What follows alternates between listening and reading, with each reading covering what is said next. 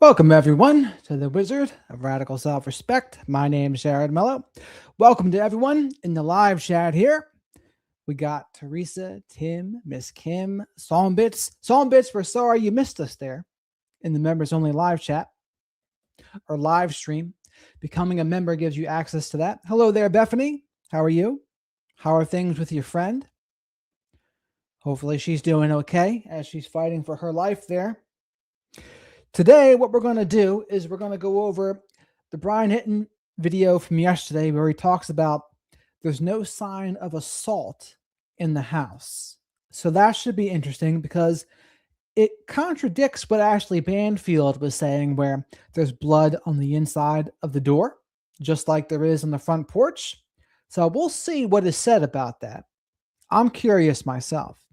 Hello there, Tech. How are you? How is everyone on this fine Wednesday evening? Right on, Tim. Yes, please remember to like the video. Shadow the Night Owl will appreciate it. Likes are free, of course. Leave your DNA of choice on that like button and subscribe to the channel if you're not already. Hello there, Barb. Hello there, Mike. How are you?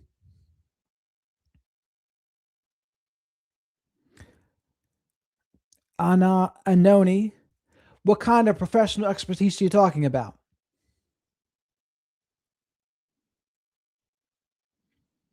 I have gone to school for addictions counseling and mental health counseling, but most of what I talk about is from my own experience with narcissistic abuse and narcissistic family systems. I've also been a political poller and a salesperson.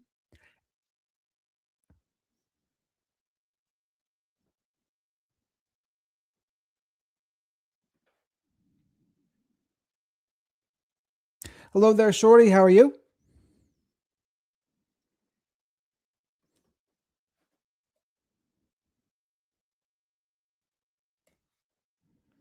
Hello there, Montana and Charity. How are you all there?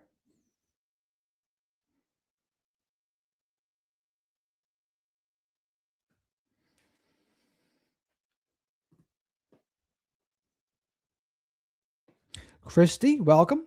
We're just waiting for a few more people to pop in here before we just jump into this Brian Nitton video.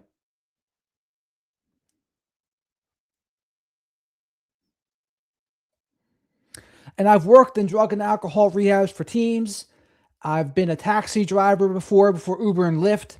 I have a checkered experience where I've been through a lot of these things in my own life with mental health and addiction, narcissistic abuse, narcissistic family systems, been undiagnosed on the spectrum. So I have a unique experience that I think many people with credentials in mental health do not have. So, and if you've experienced things like narcissistic abuse, you know as well as I, if you haven't been through it, you are just not going to understand it in the same way. It's just not something you're going to be able to learn just from a textbook. Reading it in a textbook is one thing, experiencing it in your own life is another. Daily Watcher, welcome. How are you? Make sure you like the video here on your way in. Oh, hello there, Laura. How are you? Yes, trying to make a concerted effort to come in here earlier because I don't want to be so late into the evenings. No bueno. Right now, our moderators are Miss Kim and Songbits. We shall make Laura. If you comment on the video, I can make you a moderator too at a point.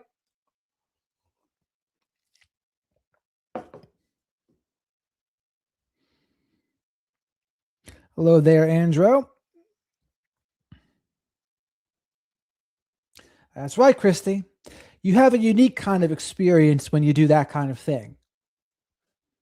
Gives you street smarts, real world experience, you know?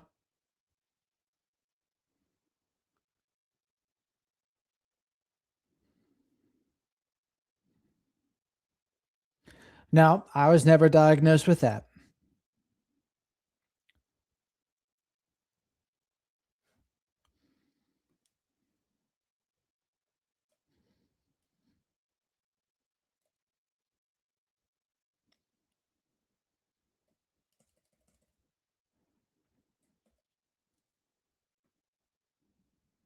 And I will say, Anna, your line of questioning is very similar to lines of questioning when people try to be antagonistic and belittle or start to troll. So you've gotten my spidey senses up a little bit, to be honest. Hello there, Mace. How are you?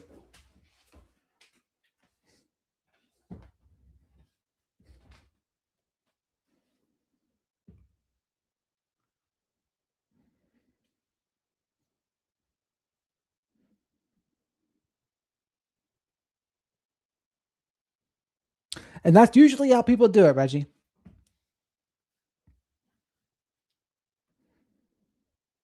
Well, often, Laura, what will happen, especially when you talk about narcissism, is this isn't how it is every time. But a lot of times when people want to know your credentials, it's because they want to dismiss what you're saying and they are trying to appeal to authority so they can just say, see, you don't have a credential, so you don't know what you're talking about. So once that's happened 1,000 times, which it has, it does make you a little leery when people start going down that line of questioning. You're like, all right, well, it is everyone's right to know what my credentials are. But then I also get a little suspect because I'm like, well, 99 times when people ask those things before, it's because they're trying to belittle me and discredit me. So you remember. That's right, Mike.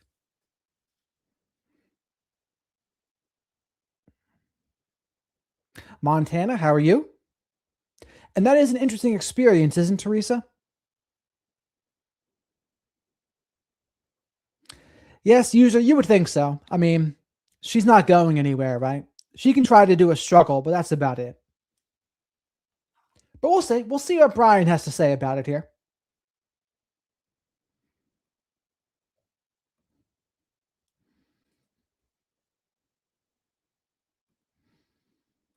Hey guys, today is day 59 in the search for Nancy Guthrtie. It is Tuesday. This is actually Nancy's house right here behind me. This is the closest I've been able to get to the back side of the house. And I'm going to take you really up close in a second. Some interesting things that you can't see from the drone that you can only really see from back here.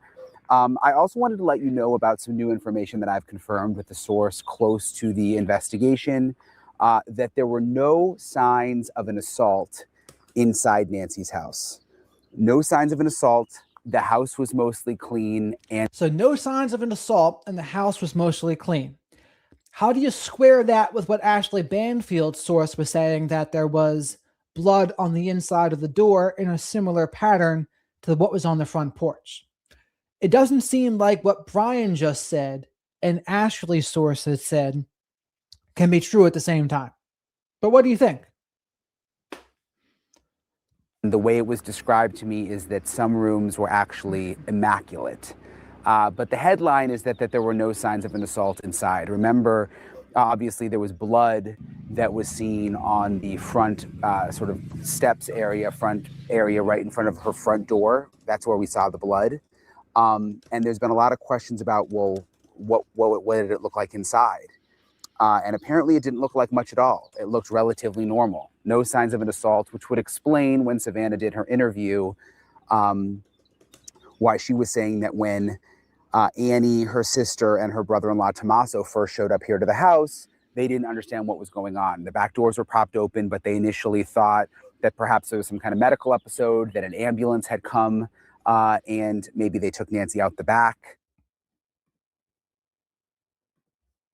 Mike, thank you for the super chat. Super chats are a great way to get questions answered, support the channel. Super stickers are a great way to support the channel. And becoming a channel member gives you access to the members only live streams. We had one of those earlier tonight.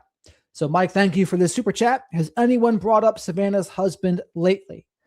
Not that I know of. I mean, people haven't said much about him, period, in this entire thing.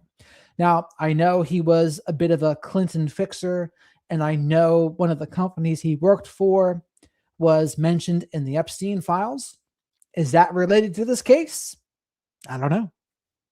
But I haven't heard too much about him either way. Could it contribute to the reason why someone's trying to punish Savannah or get revenge on her? I'm not ruling it out. I'm not ruling it out. Thank you for the super chat, Mike.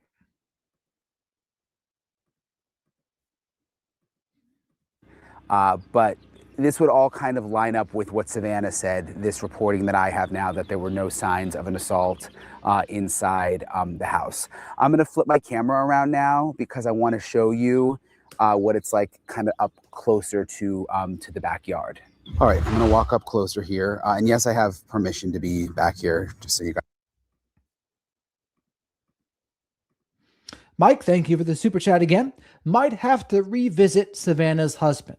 I mean, we can go over after this video. I can tell you what his experience is he worked with the Clintons and the Gores, and Jeffrey Epstein was referred to one of his companies before, but there's no follow through on whether Epstein did or not. So is that related? I don't know. There's no direct tie, but those things have been mentioned.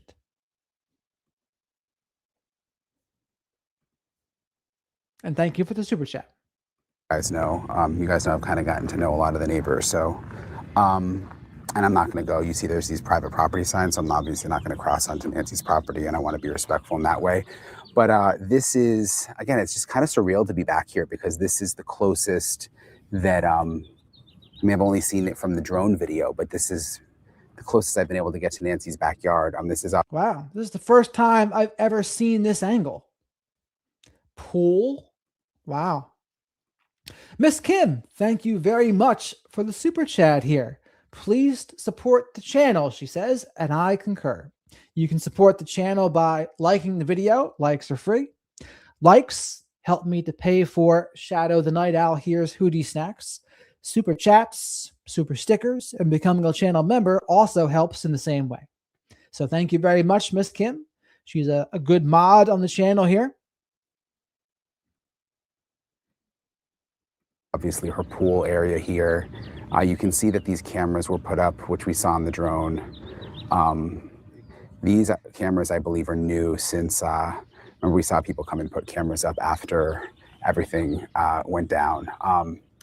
So this is the pool side. And I think there's a gate over here, right down those steps right there. You can't really see it that easily, but like right there is a gate to get into the backyard. And then if I walk this way, it's all, this is what the brush, that's actually our tent right there, but this is what the area behind Nancy's house looks like. So you can see there's a lot of brush. There's some power lines right above. Very, very dark here at night. And again, I'm going to be careful of the rattlesnakes because everybody's been telling me that.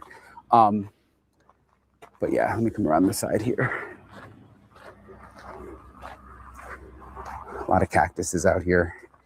I don't know what animals live in all these holes. There's little holes everywhere back here. But so this is the backside of Nancy's house here. So there's this little patio in the back, which we've seen from the drone. There's this door here, which again, initially thought there was a sliding glass door. It's not a sliding glass door. There's this, it's just regular door with like glass pane on the panes on the top. So that's on one side of the overhang. You can see where there's the glass window here, which a lot of people thought was a sliding glass door. It's really a beautiful backyard. And then there's another door with a screen right here on this edge of on this side of the outdoor area. I'm told that that screen was propped open. And then in the Savannah interview, she said that that doors, plural, were propped open. But I'm told that that screen right there was propped open. So this is the outdoor area here in the back. Again, it's really just a beautiful house. I keep thinking about the fact that she lived here since the 1970s and all the memories that Savannah must have in the backyard. And then there's another, this is the casita over here. And there's obviously, you can't really see it through the brush. There's obviously a door into the casita, which is like the little guest house, which is next door. So, and again, I have permission to be back here. It is kind of weird being in the back. I'm not really in her backyard. I'm in someone else's backyard, but it's just strange to get this vantage point from the back. And again, this is what it looks like. There's just a ton of like wooded area back here.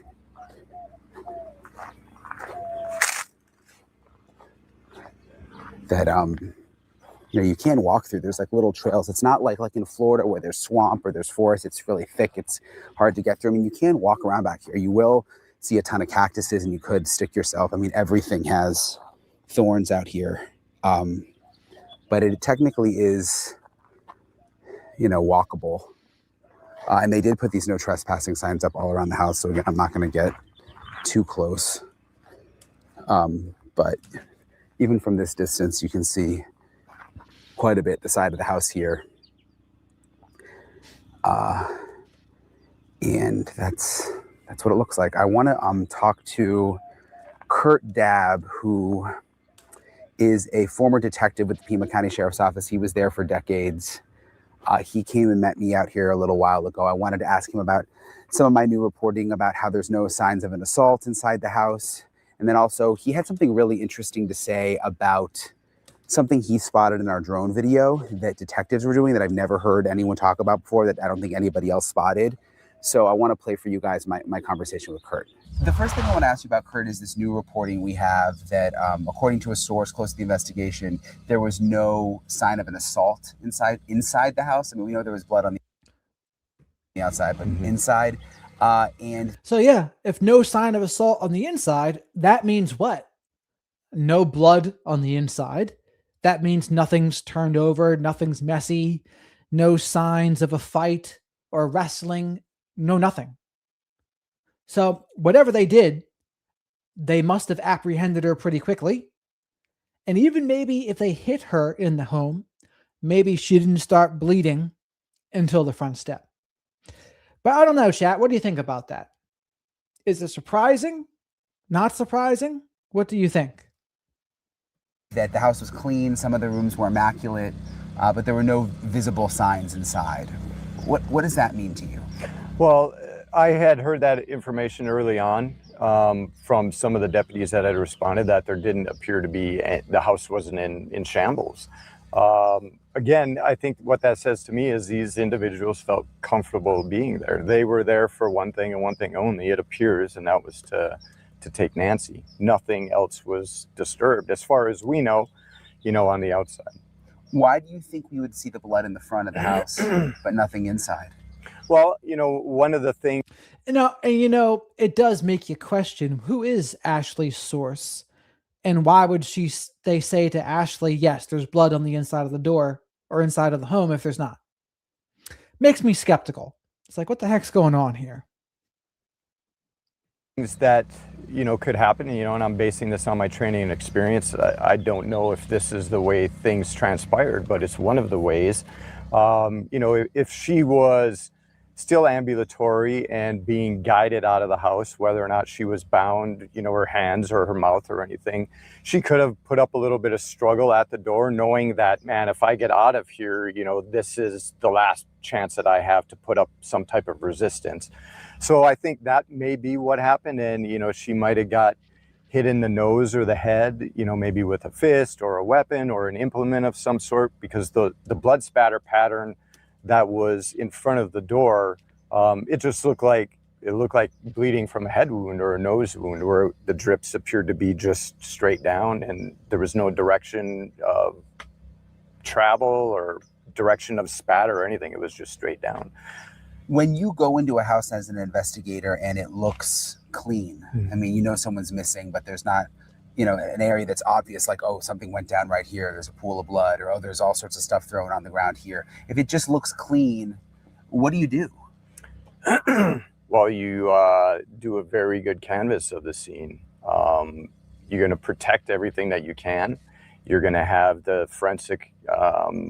Well, Melanie, but there's a difference between a source saying there's blood on the inside of the door and then this source saying, no, there wasn't, and there's no sign of assault in the house. That's just a straight up contradiction. That's a little more than just not telling everything, right? That's actually saying something that would be wrong. Investigators come out, are photographers, and they're going to photograph, they're going to fingerprint, they're going to swab for DNA, but they're going to do that at the direction of the homicide detective. So just because, the house isn't in shambles, or, there's evidence of an assault or something like that doesn't mean that they're just going to bypass the house. They're still going to fingerprint it, DNA swab it, photograph it. Does it make it harder? In one aspect, yes, because you don't know if there was an assault that occurred because nothing got disturbed. But I think in the grand scheme of things, the biggest thing that matters is the blood spatter at the front of the door, because we know that there was an injury, and we know that that injury was to Nancy. So it's just a little bit weird that there's not a lot of disarray in the house. But again, if this individual or individuals, as I believe that it's more than one, they had a plan and they carried it, to fruition successfully so far. And you said before you think it's more than one. Absolutely. One of the theories that, yes, it's got to be one. Now, let's say, it could be many different theories, right? Everyone has their own theory. But I think, somewhere between 3 and 4, maybe 1 and 2, you have some. My guess would be 2 to 3. 2 to 3 people in there. But what do you think, chat? Do you think it was one person, 2 people, 3 people, or 4? So type how many people you think it was. So 1 for 1, 2 for 2, 3 for 3, etc. I think it was probably 2, maybe 3. But again, remember this: the more people there were, the more likely they would leave some evidence behind. I also think that's true too. Someone that's here stationed at the house waiting for her to come home, possibly. That individual goes in the house, subdues her, another guy comes in front. She's, still ambulatory, let's say, and so they're guiding her out the house, and that's where the impact occurs and the blood spatter comes on the ground. Or, maybe there was 1 or 2 or more individuals and they subdued her in the house and took her out, and the blood was a result of an assault that occurred in the house and maybe didn't start bleeding through. Maybe they had her covered. So I just think it's very highly unlikely that it's one individual. Is it possible? Yeah. I don't think one individual is going to carry a non-ambulatory 84-year-old woman out of the house. So if it was one individual, maybe, they got lucky. They were able to subdue her, enough to carry her out. But again, there was no car parked in the driveway that we could see. So, it leads me to believe that someone was parked down the street with a car. And if that's the case, you have 2 people here and you have 1 person in the car. So if it's like 2, 3, 4 people, though, do you think there's more of a chance that someone would have leaked by now, especially Sure. with the $1 million reward? Sure, absolutely. One would think it would be probable that would happen. But we don't know what the motive was behind this. We don't know who benefits from this. And if you and I are going to go commit a crime like this, and I'm the one leading it, and I believe, loose lips sink ships, and I think, you may be up to something. Who's to say that me as the bad guy wouldn't take you out either? I got away with killing Nancy or disappearing Nancy. It wouldn't be too hard for, the leader of this group, if you will, to make that decision as well, to take out his partners. Yeah, but at the same time, if you're like, let's say, the getaway driver, and the whole plan was for Nancy not to die, for her to be okay, but just to get money, Yep. and now all this, didn't go the way they planned, and you're just the getaway driver, couldn't you come to the detectives and say, look, like, I'm not the reason she died. I'll give you the info if you, Sure. I'll tell you. That's probably not going to happen until arrests start getting made. The first one that gets arrested is the one that's going to get the sweetheart deal, if there is a sweetheart deal in this case. Usually in homicide investigations where there's more than one individual involved, one of those individuals will provide information and then possibly get a proffer from the prosecutor to not use any of that information to charge them. So yeah, it's absolutely a possibility. Has that happened in cases you've worked? Yeah. The majority of homicide cases are that way. But usually there has to be one arrest first for it to sort of, Because, in bad guy parlance, the first one arrested is usually the first one that talks. So all the other bad guys are out there, freaking out. Oh my God, he said something. And even if you didn't say anything, and I think you said something now,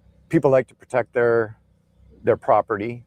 Tucson, Pima County is a very violent place. There's an awful lot of burglaries. I'm from a small town in Michigan where I grew up, and we didn't lock our doors. We didn't lock our cars. Maybe it's just me, but my neighbors, I was a cop, my car's parked out front. I lock my doors, they lock their doors. So I think pretty much everybody up here locks their doors. But sometimes. And again, everyone locks their doors, maybe, except for Nancy Guthrtie, who doesn't lock her back doors. I mean, that's something that the people that lived close to her, Annie, etc. Hey, Mom, make sure you lock the doors. You're 84 years old and you're living by yourself. Make sure you lock the doors. We forget, When I was just wondering, with her living here since the 70s, maybe she just got comfortable, you know? Quite possibly. So there are a lot of burglaries?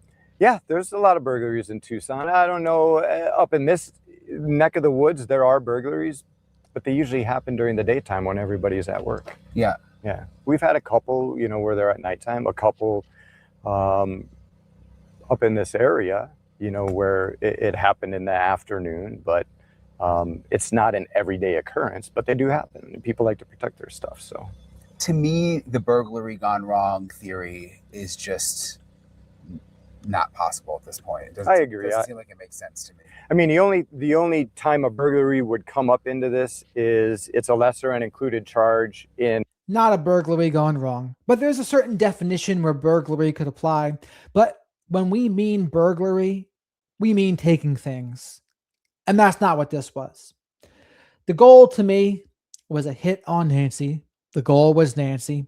If you come during the day, then you want things. If you come at night, you're there for the person. So to me, this was not a burglary gone wrong for things. This wasn't even something where they wanted a ransom, in my opinion. Because think about that. I've been saying this over and over.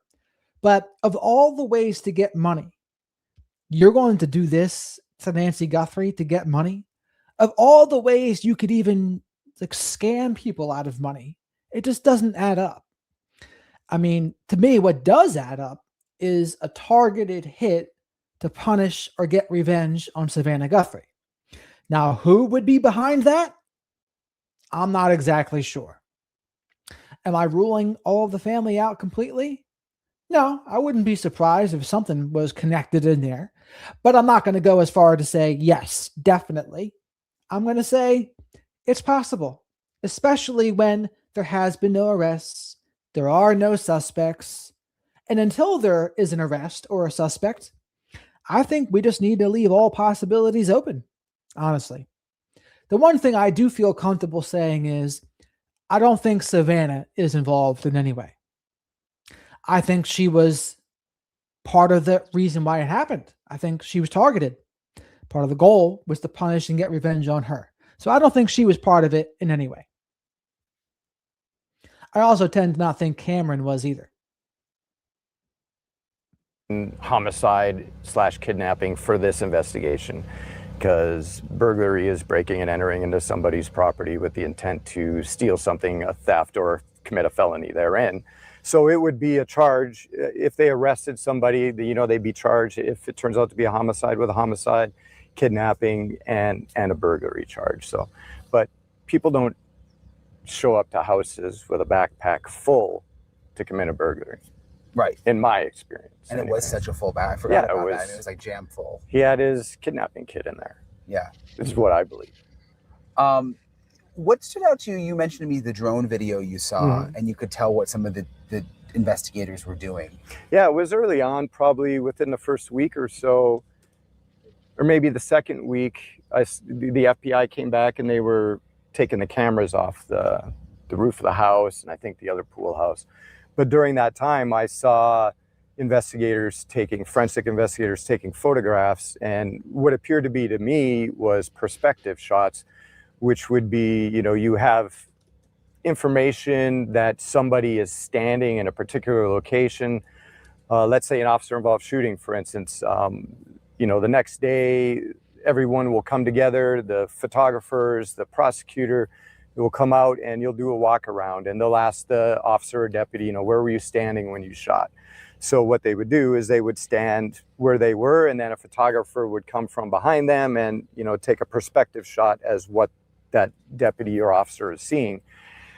So when I saw that, you know, a number of weeks ago, it was weird to me because there was no information about a shooting. However, there were cameras, I guess, on the roofs, and maybe they were using those perspective shots to, you know, get height, you know, some type of measurement or something like that. But that's what it appeared they were doing when I saw that. So you think it's for height? It could be for a number of things. It could be for height. It could be just getting a perspective of if someone was to jump over this wall at this location, you know, what are they going to be seeing? Have you seen them do that before? Like just, you know, non-officer involved? No. Usually in homicide investigations where there is a shooting involved, or, you know, an assault or a stabbing or something like that, that's, you know, where those things would come into play. So it's now been almost 2 months since we first met, when we first got here, you know. I'm just trying to think back to when we first started talking. I think, you know, I was hopeful that, you know, maybe in a couple of weeks, things were going to move quickly, FBI involved. Yeah. What are your thoughts now that it's been 2 months? Well, I think in that first interview, you know, I said, man, this looks like a real professional deal. And then, you know, I kind of went, well, this guy's like fumbling around, you know, maybe it's not professional, you know, maybe he's just an idiot. Well, he is an idiot, that's for sure. But it is just, it's mind-boggling. Whether this was a professional thing and there was no who benefits from it, maybe they benefit, you know, maybe it was something that was done to get back at the family, you know, for some reason. But it is, they were either really, really, really pros or really, really, really lucky so far. And I mean, and I tend to agree with that. Either extremely lucky or they kind of knew what they were doing. And again, and this is where I think law enforcement and the FBI, it almost seems like to me they've underestimated who did this, because you hear how they talk about them. They belittle them, devalue them, and say they're so dumb, so ridiculous, so amateur. Well, so dumb, so ridiculous, so amateur, but they've still been able to elude you.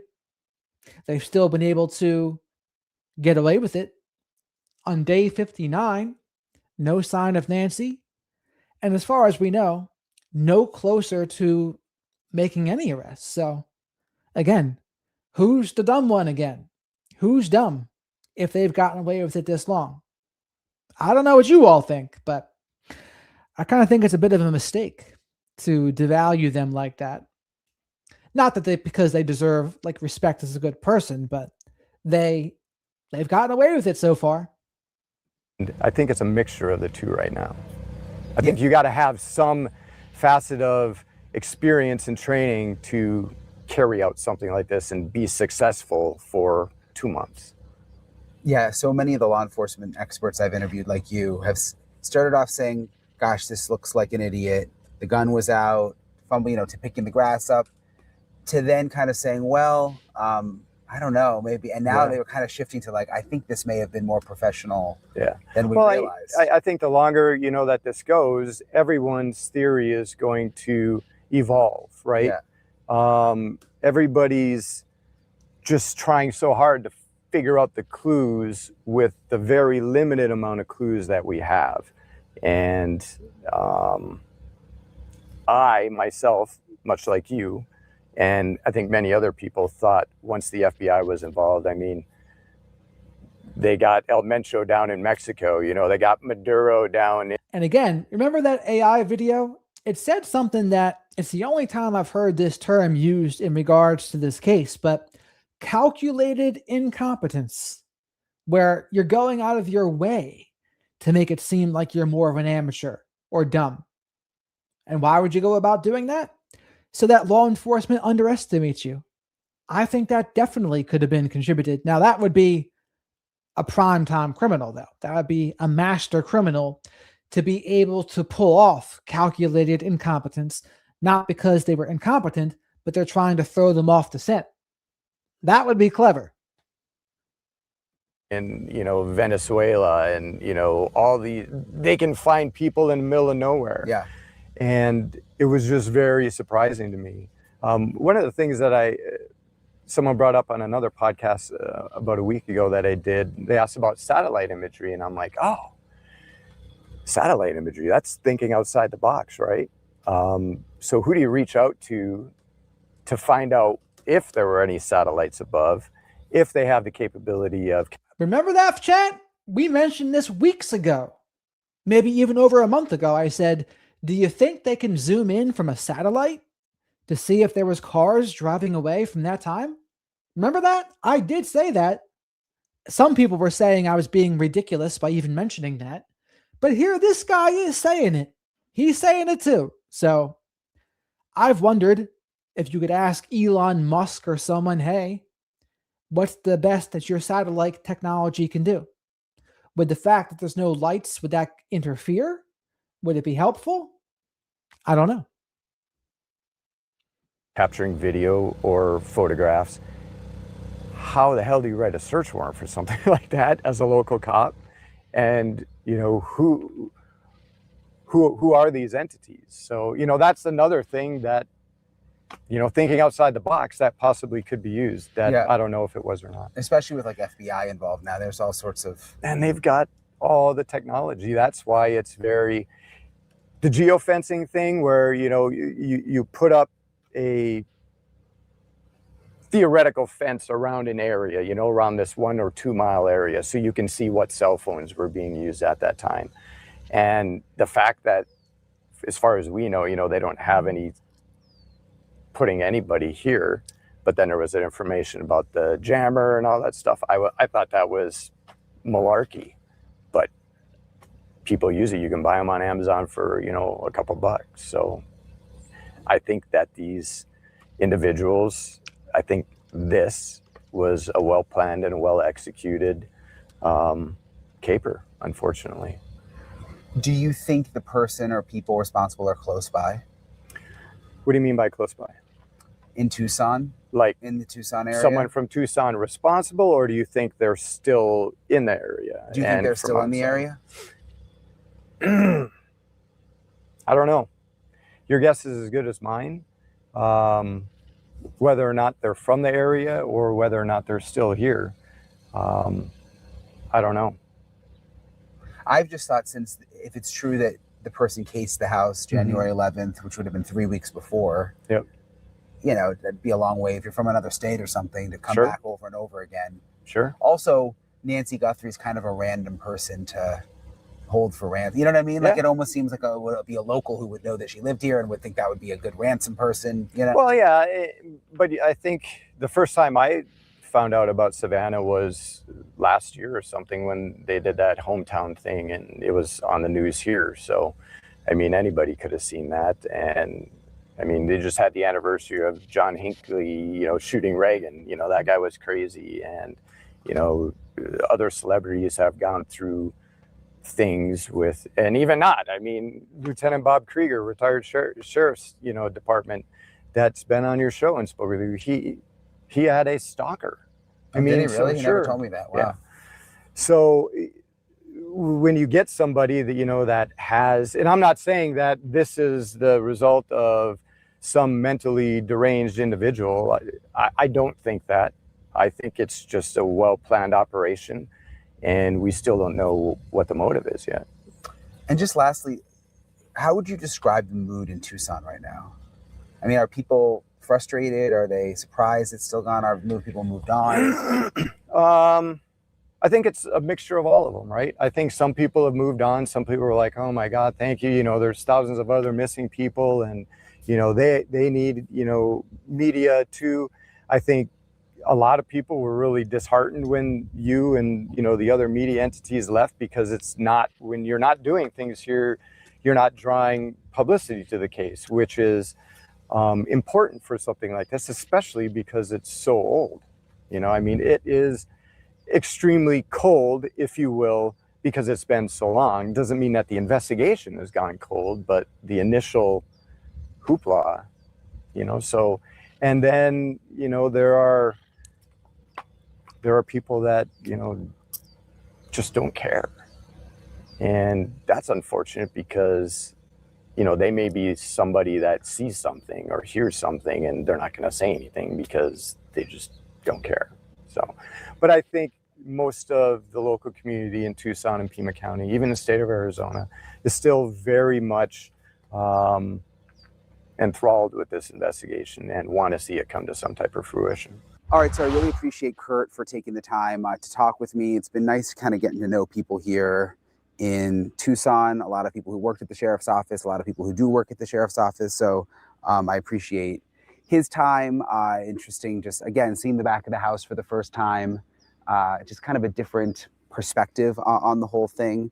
A couple of other things that I'm going to be working on while I'm here in Tucson this week that I'll get to you guys later in the week. Some of them are really, I think you guys will find really, really interesting. And that's about it. If you guys, I mean, if anybody knows anything, I know I've said this before, but you know, it's like Savannah said this in her interview. Even if someone was just acting strangely, something stood out to someone, any little bit of information, you never know what little bit of information could actually help crack the case wide open. The number, of course, is 1-800-CALL-FBI. And you can call and you can remain anonymous because it's just hard to believe that it has now been 59 days, so almost 2 full months since Nancy Guthrtie went missing from her house behind me. It's hard to wrap your mind around. I mean, it's such a quiet area out here. It's like to think that someone or multiple people came back here, whether they came into the back of the house, the front of the house, and took this woman away, and that no one knows where she is or who is responsible or what happened. And it has been almost 2 months is still very, very difficult to wrap your mind around. So hopefully someone will know something. Again, it's 1-800-CALL-FBI. I appreciate you guys for watching. Appreciate you guys for supporting the channel as always. And I've got some more stuff cooking for this week, so I'll keep you guys posted. All right. Talk to you guys later. All right. So now we're on to Ashley Banfield. Please remember to like the video. Likes are free. Leave your DNA in the like button. Likes help me pay for Shadow the Night Owl Here's Hootie Snacks. Subscribe to the channel if you're not already. Super Chats, great way to support the channel and get your questions answered. Super Stickers, great way to support the channel. And becoming a channel member gives you access to the members only live streams. We had one of those earlier tonight and we had a grand old time. A little inappropriate at times, but it was fun. Really appreciate you doing that. It does me a real solid. Thanks to everybody who has already. Thank you so much to the members who've joined. Lots of content coming up for you guys. Special content just for members. If you want to join, there's a join button down there too. So today is another milestone. It is day 60. Day 60 in the Nancy Guthrtie investigation. 60 days since Mrs. Guthrtie disappeared. And I'm learning something else from my sources in the investigation, and that is that at this stage, they are now running down the contractors and the subcontractors and doing the interviews. Can you imagine the number of people that you'd have to find and then just getting through all of those interviews, the ones who will agree to it? I've got information on how messy that can be in just a moment from a guy who has been to this rodeo before. And also, when my sources told me about running down the contractors and subcontractors and doing the interviews, the quote was, "It's a mess. It's a mess." Think about this for a minute, okay? Your own home excluded. Just think about every other home out there and all the things that happen at your home where strangers are on your property, right? Maybe some painting, maybe some roofing, maybe some yard work. A lot of people get yard work. Delivery people, those aren't really contractors, but how about the TV repair, the guy that moves the fridge, the guy that removes the old mattress, the folks that clean the pool, the folks that fix the window. I mean, just the list is endless. And that's not even taking into account, did you have any, construction done? Did you have any remodeling done? Any interior renovations, exterior renovations? What about that casita? Was that guest home renovated in the last little while? Something fixed? The electricians who come in, the plumbers, like there's just an endless list of people who work on our homes, right? Mrs. Guthrie had money. It was a nice home. Not a ton of money, but enough to have people help her with the pool and the yard. The yard is meticulous. Must have had some electrician work done at some. The air conditioner guys. I mean, there's just an endless list of folks that come to the home to do work. And that is the list they're running down and doing the interviews now. The contractors, the subcontractors. And may I remind you, it's not just at Mrs. Guthrie's home. There's work being done. And by the way, in accordance to Brian's recent source here, I've kind of lost a little bit of faith in Ashley's source here, considering her source was the one saying blood on the inside of the door, just like on the front step. According to who Brian was just talking to and others, not the case. So I'll be curious what's behind that contradiction there. All those homes surrounding her house, people driving by and seeing Mrs. Guthrie maybe on one of her good days when she went down to the post box and got her mail. And somebody could have seen, there's a vulnerable woman. There's an older woman. I think I'll scout that out and see if she lives with anybody and see if any of the doors are unlocked at night. Is that who did this? Is it somebody who was working on someone else's home? Is it someone who was working on her home? Somebody had an idea. Somebody got an idea, and somebody planned this fairly meticulously. Now that we know that the back kitchen screen door was propped open with Nancy's flower pots, right? And that the back gate was propped open with Nancy's flower pots. This is information from my sources as well. These are in my back episodes. Just take a peek back. And one of my back episodes is particularly of interest now that I've learned about the interviews going on with the contractors and the subcontractors. Because an episode that I did about a woman named Nancy Woodrum involved contractors and subcontractors and a painter in particular. And if you haven't seen the episode, I highly recommend. We're going to link it down below. Listen to it because Nancy Woodrum and Nancy Guthrie's cases are so incredibly similar, right? Just so many similarities. Woodrum's case was solved, and it turned out that they had to interview a lot of people, a lot of contractors and subcontractors, and the painter. The painter is the guy that eventually really tweaked their interest. I won't give it all away to you right now, but the co-lead detective on that case, a man named Detective Clint Cole, I interviewed him before, and I was so fascinated by his process that I thought, wow, now that I know that the Pima County Sheriff's Department and the FBI, the joint task force between those two entities is running down the contractors and subcontractors and doing the interviews, I got to call Clint because that's what he did. He interviewed all those contractors and subcontractors. And before he interviewed them, guess what? He had to find them. So now I want you to imagine for a moment how difficult it is to find them. You're about to learn how difficult it is given the standard modus operandi of general contractors and what kind of actual files they keep on the day laborers that they pick up, the transient workers who come in and leave. Sometimes you don't even know their names. They've come in and they've worked for this contractor, this general contractor, and no one ever knew who they were. Maybe they knew a first name. Maybe it was a fake name. Maybe they didn't even know the first name. But when that seems really hopeless, because to me that seemed really hopeless, Detective Clint Cole made me feel a little bit better based on Nancy Woodrum, his case, and some of the ways that she spoke from the grave and what they found in her house that led them to a lot of names they might not have known otherwise. You're going to hear what that was. And I foresee some of the similar circumstances playing out in Nancy Guthrie's case, just because of the person that Nancy Guthrie seemed to be. Very organized, meticulous. I'm going to make a guess here, and I think this whole episode might just be kind of grasping at straws, but let's see. Tidy, another one of our episodes from last week, think it was Friday. Maybe we dropped it on Saturday. My sources had told me that that home was meticulous. You know, it did not look like there was a crime committed anywhere in that home, except for that front entrance. So she's saying front entrance here. Inside and outside her. Inside and outside. She's repeating it right now. I don't know about this. Did you hear it? Did you hear what she just said? Playing out in Nancy Guthrie's case. Just because of the person that Nancy Guthrie seemed to be. Very organized, meticulous, tidy. You know, another one of our episodes from last week, I think it was Friday. Maybe we dropped it on Saturday. My sources had told me that that home was meticulous. You know, it did not look like there was a crime committed anywhere in that home, except for that front entrance.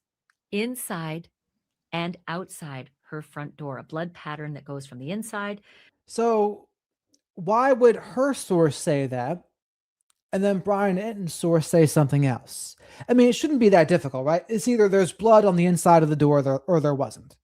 Which one is it? Front foyer area, and the pattern continues the same way to the outside front entrance of her doorway, the tiled outdoor area, and then down the front walk. So, but for that, and the man in the ski mask on camera, my sources last week told me in the episode from Saturday, it just didn't look like a crime had been committed there. And here's the quote: "It looked as though she had just gotten up and out of bed and walked out of that house and disappeared, but for the blood and for the guy on the doorbell cam." So there's some similarities and some differences between Nancy Guthrie's case and Nancy Woodrum's case, but the investigating, the questioning, the tracking down of these contractors and subcontractors, all that kind of process is very same. It's very similar, right? So that's why I was so interested to talk to Clint Cole about the process that they employed to get all those contractors, figure out who they were, track them down, convince them to talk, because you don't have to talk to anybody, right? If a policeman comes knocking out your door, you're not compelled. You don't have to talk to them unless they find probable cause to subpoena your phone and compel you. But you have a right to remain silent. So how do you get these guys to talk? How do you do these interviews? Clint is amazing. He's got some secrets. He's got some tips. He's been at this game a long time. He has something to say about experience, which if you watched my episode yesterday, you'll know. The lead investigator on the Nancy Guthrtie case was assigned this case. He's a 2-year homicide detective veteran. That's it. He had 2 years in the homicide unit as a detective. So not a bastion of experience, right? That's not the same with Clint Cole. This guy's been at it forever. He'll tell you why experience was so critical and why it actually played out really importantly in the Nancy Woodrum case. And here's something that he said that I hadn't even thought of, because it happened in his case. He said they may have already spoken to their suspect. They may have already spoken to him, because in Clint Cole's case, in the Nancy Woodrum case, they had already spoken to him. But that's the thing with this, right? So she's going to compare this other case to Nancy Guthrie's case, and they're two different cases. I mean, sometimes there can be overlaps between things, but they're two independent events. They're not connected events. So you got to be careful trying to draw too many conclusions from what happened in a previous case, because it might be completely irrelevant to what happened in this case. So remember that, regardless of what this person she's about to talk to is going to say. Gives me the heebie-jeebies just thinking about it, but it's advice that many detectives will tell you, apparently. So you're going to hear about that in a second. But I think one thing that's super critical is how organized was Nancy Guthrie's life, because Nancy Woodrum was very organized and it helped. Did Nancy Guthrie's organization help as well in terms of finding all these contractors and these subcontractors that they are now in the process of interviewing, according to my source? So all that's coming. And like I said, you should check out the episode. I'll link it, as I said below, about Nancy Woodrum's case. Nancy Woodrum's case, very similar, with one huge difference that we know of, because we don't know what happened to Nancy Guthrtie. We do know what happened to Nancy Woodrum. We do. and she was murdered. And they did find her body. So super interesting to hear that. But I want you to listen now as I run down this new information, but also as I go through some of the other information that we've learned this week, and that is about the flower pots being used to prop open the back kitchen doors, right? The screen door and the kitchen door. It's one entrance, two doors, hence plural. Nancy's flower pots used. I had this in the episode 2 days ago. Nancy's flower pots used to prop open those the two doors that lead into the kitchen from the back patio. But the back gate also propped open with Nancy's flower pots. And what Clint Cole says about that, given the crime scene as well. I should give you this caveat. He has to be very careful because he's still an active homicide investigator, that he can't speak specifically to Nancy Guthrie's case. But since there's so many similarities, he can certainly tell you what that would have led him to do on Woodrum's case, and also how those similar things played out in Woodrum's case and what he did. So it's super interesting. So here is my conversation with Detective Clint Cole. He's retired. Detective Clint Cole, who is retired. But before we get into him, please remember to like the video. Likes are free. Spank that like button if you're feeling a little bit frisky. Likes help me pay for Shadow the Night Owl's Hootie Snacks. Subscribe to the channel if you're not already. Say hello to the flock of black sheep here in the live chat. We got quite the lively bunch. Eccentric, encouraging, supportive, night owls. I would have it no other way. And remember, super chats are a great way to support the channel and get questions answered. Super stickers are a great way to support the channel. And becoming a channel member gives you access to the members-only live streams. We had one of those earlier today. And also to note, I want your opinion on this, chat. Would you be interested in me going over some of the Tyler Robinson case where the gun did not match in the Charlie Kirk thing? Or Drewski's little comedy skit about Eric Kirk? Just other possible topics to go over later this week. Not tonight, but later this week. Let me know if you would be interested in hearing or seeing more about those things. But he's still working as a reserve officer with the San Luis Obispo County Sheriff's Office.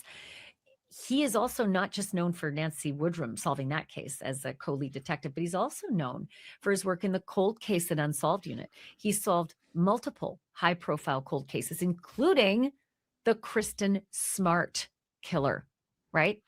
So he knows a thing or two. He's got the experience. So here's my conversation with Detective Cole. Detective, talk to me a little bit about the process of turning your attention in an investigation towards contractors. It cannot be easy. No, it's not. In our case, we had quite a few contractors on scene.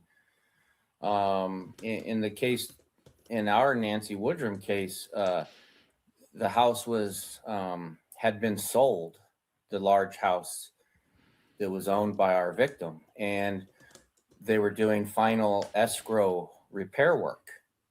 So we had plumbers, we had electricians, we had just general contractors, painters, and so I would guess probably 10 to 15 different contractors who were coming and going, and the difficulty is some weren't always checking in, like they were a subcontractor and they would just show up.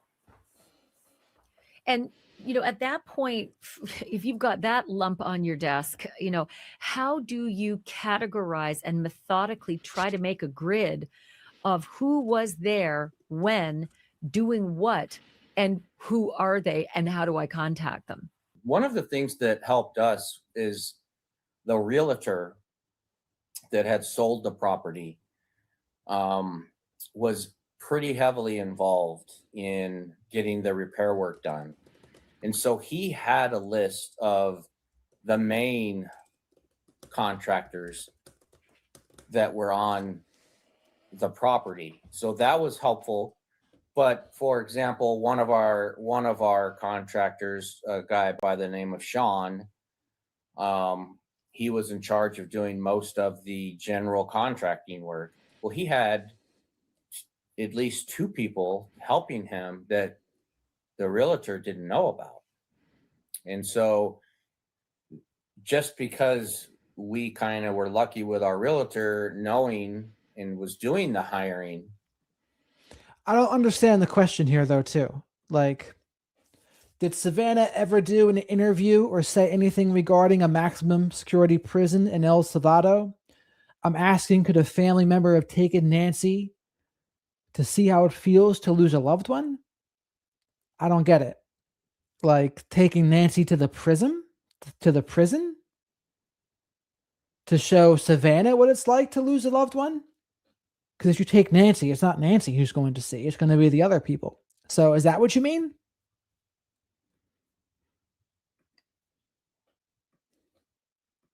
Our victim wasn't doing the hiring. The construction world's, they could pick up some guy in the parking lot at Home Depot to come help them, who's just waiting for a job. And so that makes it difficult sometimes to track down exactly who's on your property. Yeah. I mean, taking Nancy away from the family so they can see what it's like. I mean, I always thought it was a punishment against Savannah or revenge against her. I mean, I don't know what the prison has to do with it, though. Like, what does the prison have to do with that?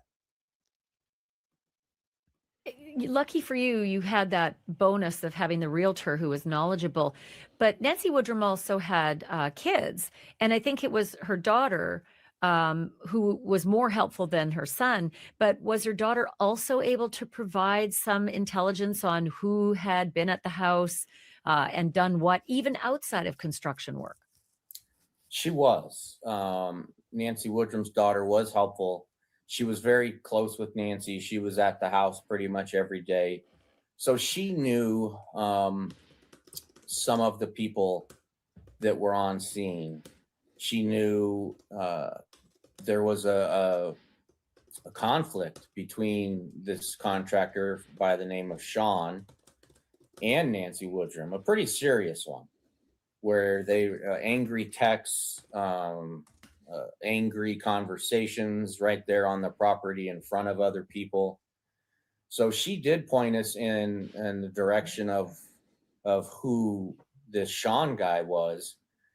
And we got the name of the painting company from the realtor, but the contractor had a couple of guys working for him that nobody really knew about. I mean, like you said, the day laborer part is so troubling when you think of the number of day laborers who could jump onto a crew and show up at a house one day and then not be a part of that crew again. It's almost like, just people scattering in every other direction, and you somehow have to find them. Were you able to find pretty much everybody that you could at least get an idea about, and then realize that there probably were many that you would never know about? We feel pretty comfortable that we were able to identify everybody that was on our property involving our crime. There was one guy, his first name was Patrick. He worked for... The thing is, this entire case that they're talking about here is just about this other case. So it really has nothing to do with Nancy Guthrie's case. Anything he says, I mean, maybe Ashley will try to pull things together to make it mean something for the Nancy Guthrie case, but they're completely separate. So I kind of want to watch TMZ's thing because that got pretty popular. The young guy.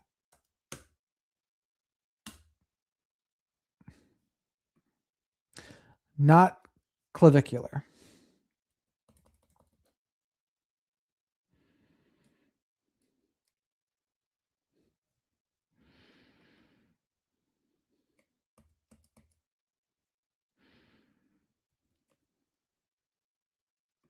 Puzzle. When you get, my question would be, were you interested in preserving her life at all? Okay, we know there's blood on the porch. We know the door is propped open. We know that she separated from her pacemaker at approximately 2:28 in the morning.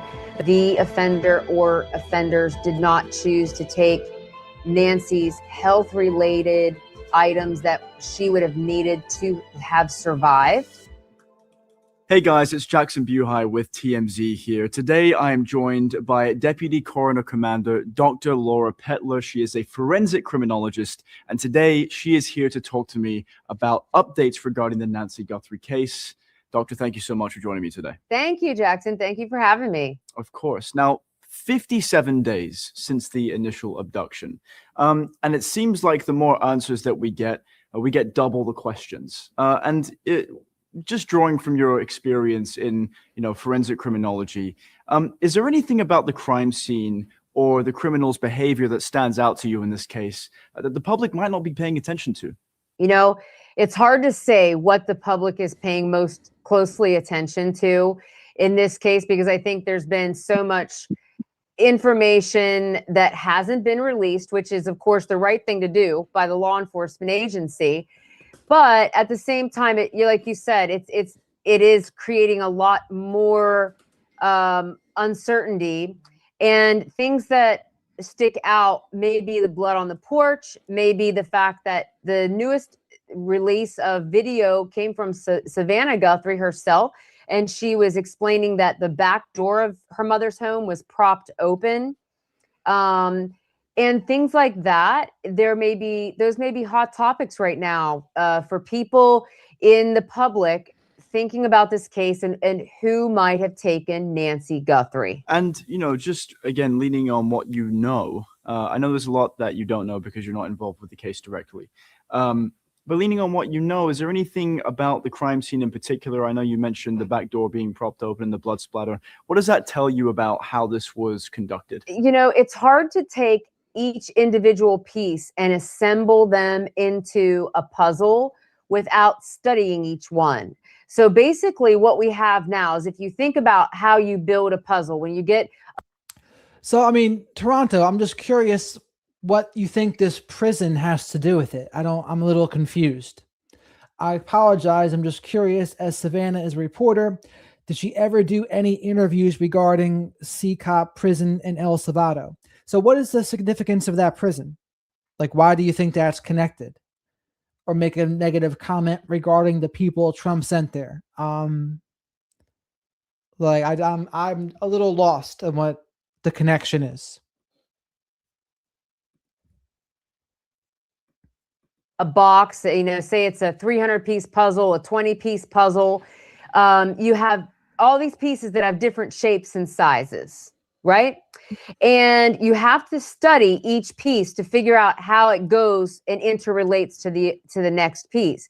So basically what we've been given in the media side is a bunch of pieces that we can analyze like that, but we don't know how they fit together.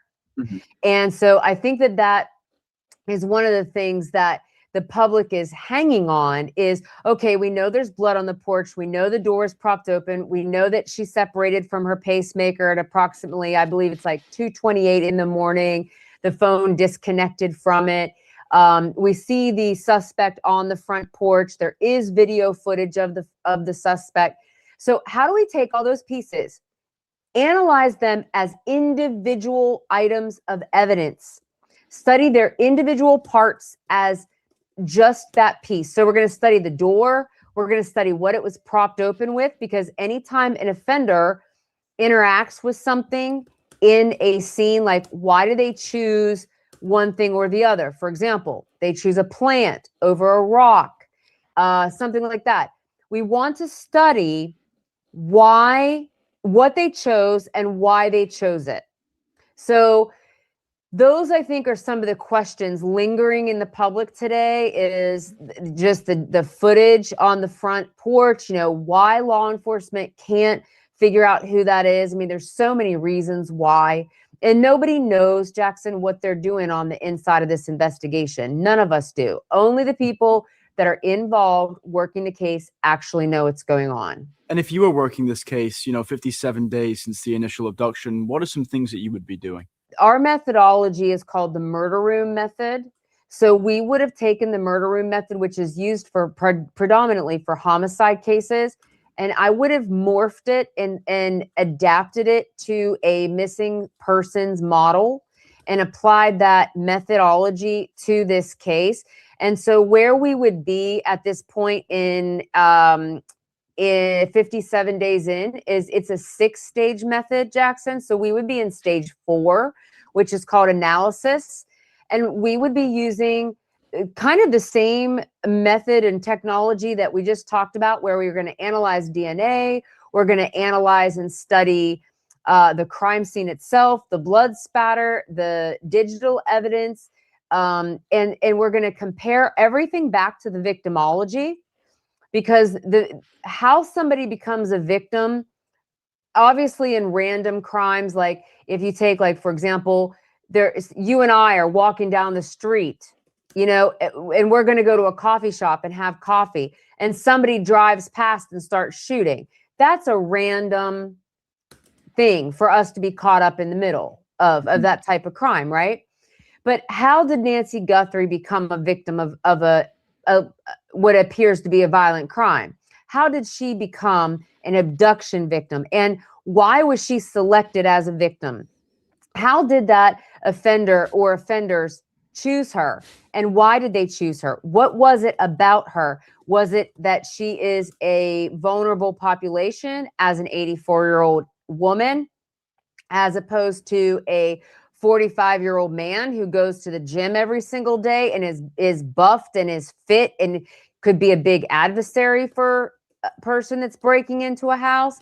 Or is there another reason? You know, is there an actual perceived grievance between Nancy Guthrtie and another party who decided they wanted to take her for reasons that are known to them, that are not specifically known to us? I think that law enforcement knows why she was taken, but they're not able to share that information because it would jeopardize their case. And now, law enforcement did say that in the very beginning, right? Sheriff Nanos did say, we've known since day one why she was taken.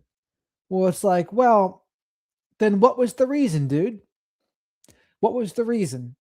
I mean, maybe he doesn't want to say because he thinks it's going to jeopardize the case. But what could they have possibly seen on day one that made them know what the motive was? That part doesn't add up to me.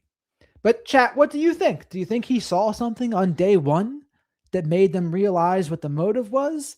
Or is he just talking? I think he's just talking.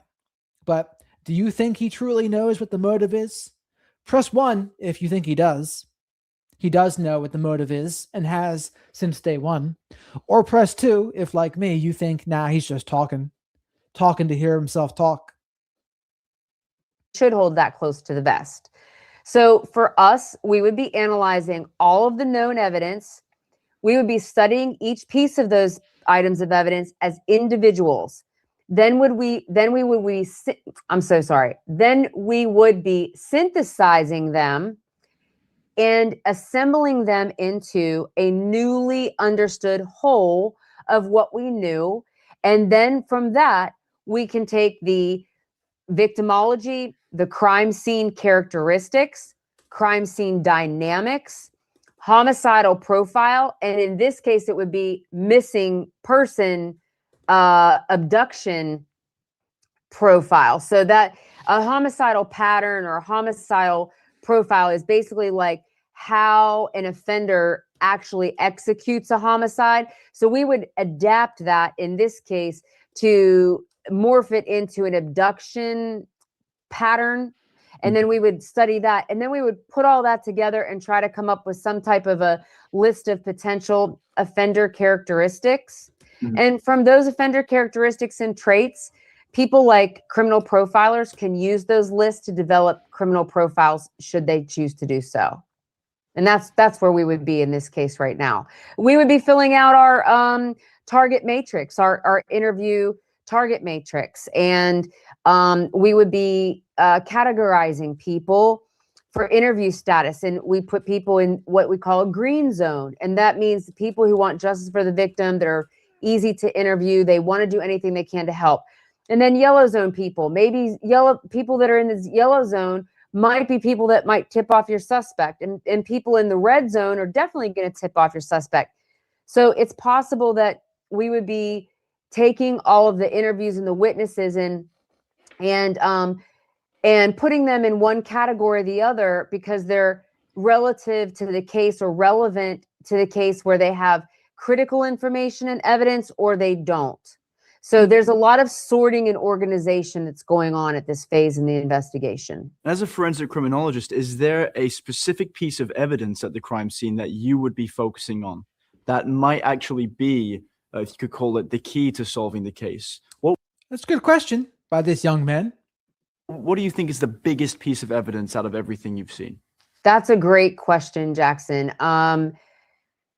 You know, I'm not completely sure. If I had to say, I'd probably go back to the behavioral evidence where they did not, the offender or offenders did not choose to take Nancy's health-related items that she would have needed to have survived.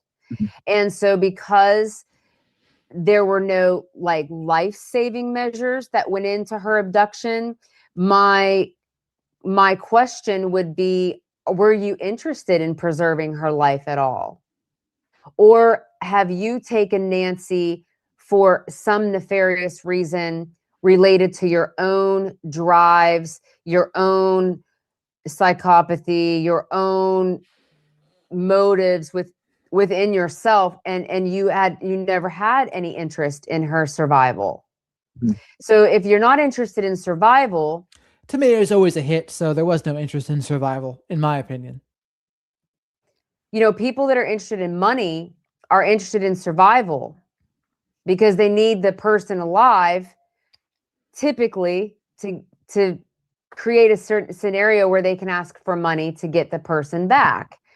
And so I'm not sure that they were interested in her survival. So that's one of the things that I would be focused on. But I tend, honestly, Jackson, I tend not to focus on any particular piece of evidence. And I look at them more as all pieces of a giant puzzle or like a mosaic, to where I keep my mind very open and impartial. And this interview got a lot of views, but in my opinion, it didn't really say much.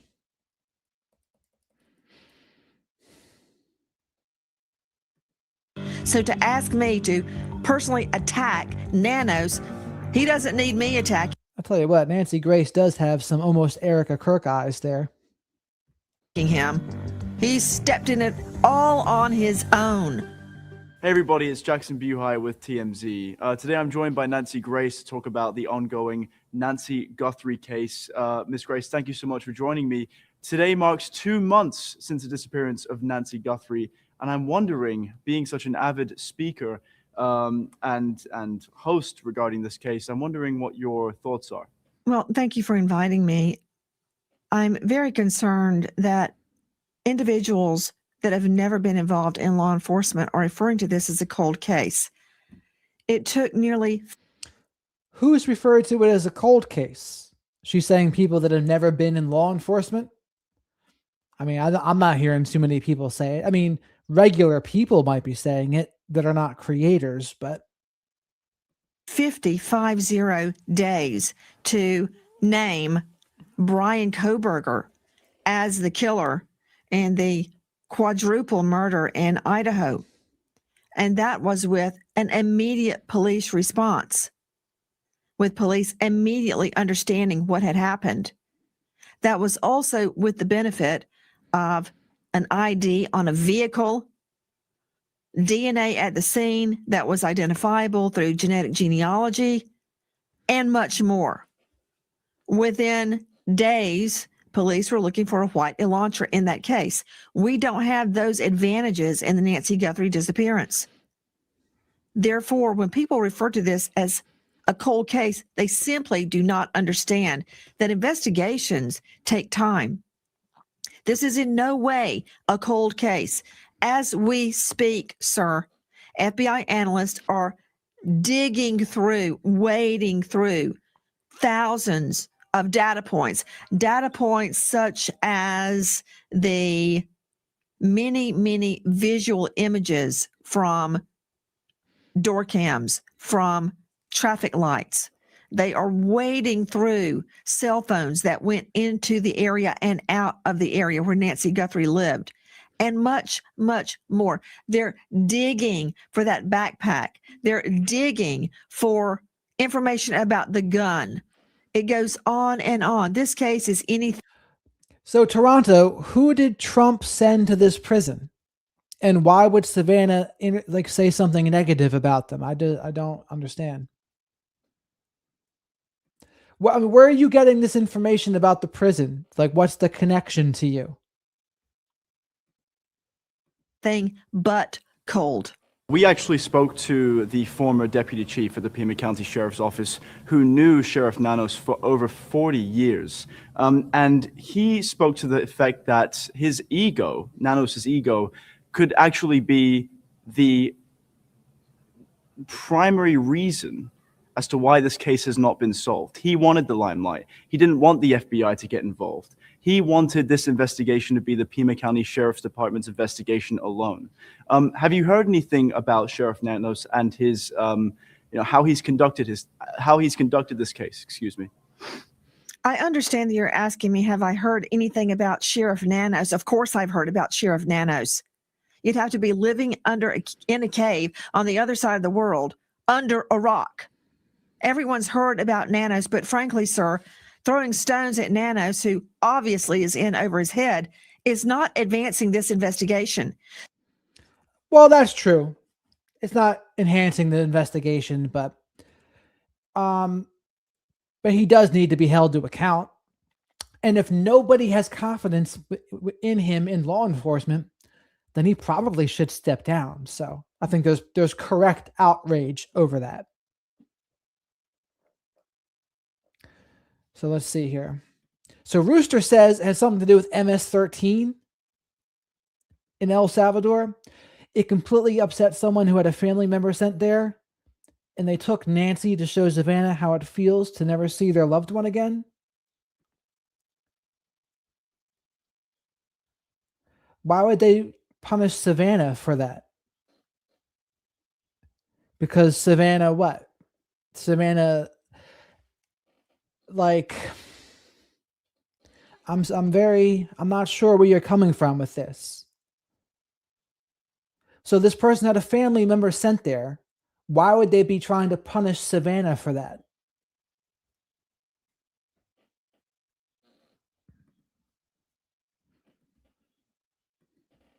So to ask me to personally attack Nanos, he doesn't need me attacking him.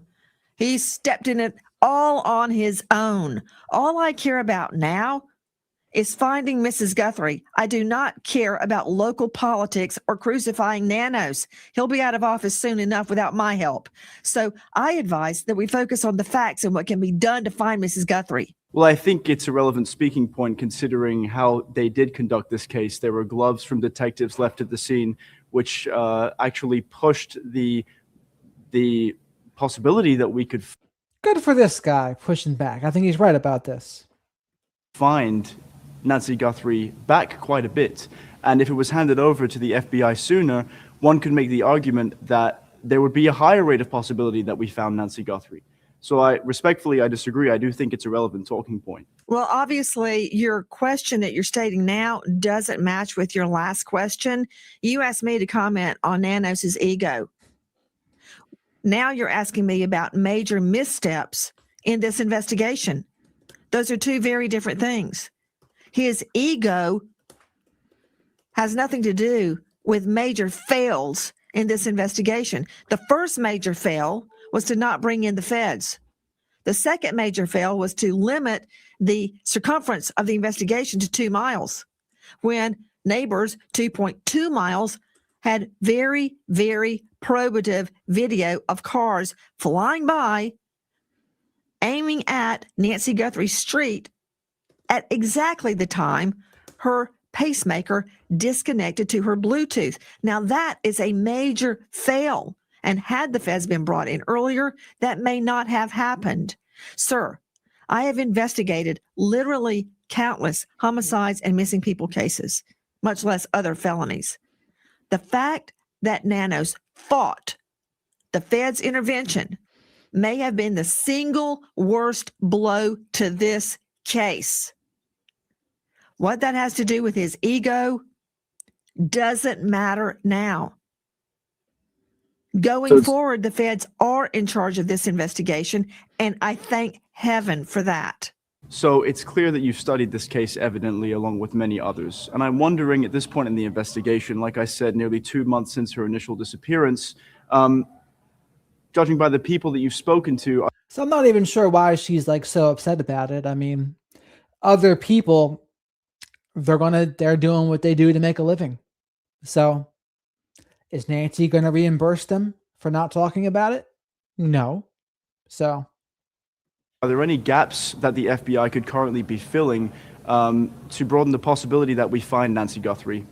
You stated it's nearly 2 months. It's 60 days exactly from the day that Nancy Guthrtie disappeared out of her own home.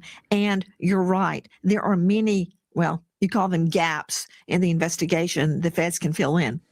I guess that's an accurate way of looking at it. Specifically, I truly believe that digital forensics, along with a leak, will solve the case. We keep wanting immediate results, and I understand I want immediate results too. I want to find Nancy Guthrtie. I want the truth. But there were over 10,000 videos that the feds were swimming through, much less all the data points such as cell phones in and out of the area, traffic cams, door cams, you name it. They're even looking at whose Wi-Fi touched on home Wi-Fi connections. Think about it when you go to an airport, when you go anywhere, your cell phone tries to connect. That's a data point. They're looking at what nav system in a car, what Uconnect system in a car, what iPad that wasn't turned off, what cell phone was trying to connect to Wi-Fi sources in the neighborhood. They've got so much to do. The feds are equipped to do that. I've been both a Fed and a felony prosecutor in state court. The feds have resources far beyond what any local PD has. No offense to them. The feds just have more resources. They are reining in Google, Apple. And so, but this is a reason to criticize Sheriff Nanos for opening up the crime scene before they got there, right? And for not taking that mat. This is all a reason to be criticizing Nanos. But in the beginning of this, she's saying it's a waste of time to criticize Nanos. It's like, I get it, I guess. But if that person who's inept is still in charge, you're also now hurting the future cases that occur too. So, yeah, sometimes the public outcry is what forces action. So I don't have a problem with the public outcry. I mean, in terms of just directly solving the case, with this case, the damage is done. But that does not apply to future cases. So by all means, I think people should still call him out. Absolutely. Now, does it matter for Nancy's case? Like she said, probably not anymore because the FBI is now in charge. The 4 deputies and the 1 sergeant, they're working with the FBI task force. Pull for anything they can get. It was a miracle they got the video of the porch guy. Out of all the trillions of data points out there, Google managed to pull that off. I suspect we'll see more. That's only through the power of the federal government. Miss Grace, you've been absolutely fantastic. Thank you for joining me today. Thank you for inviting me.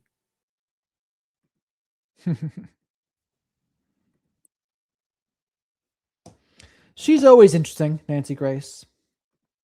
So to ask me to...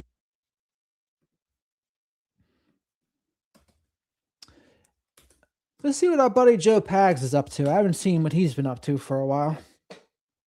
Maybe nothing.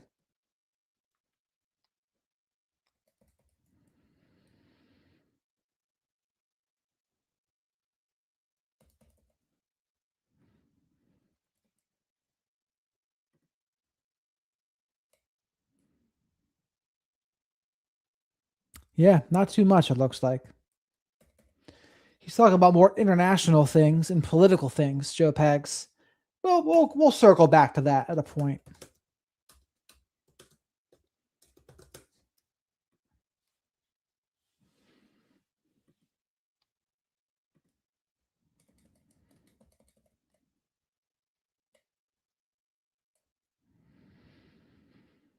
Well,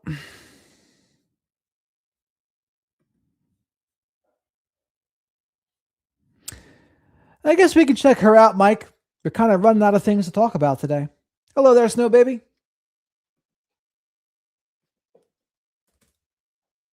Well, mostly because Ashley's video, she posted it like not long ago. It's just not really related. It's not really related to the case.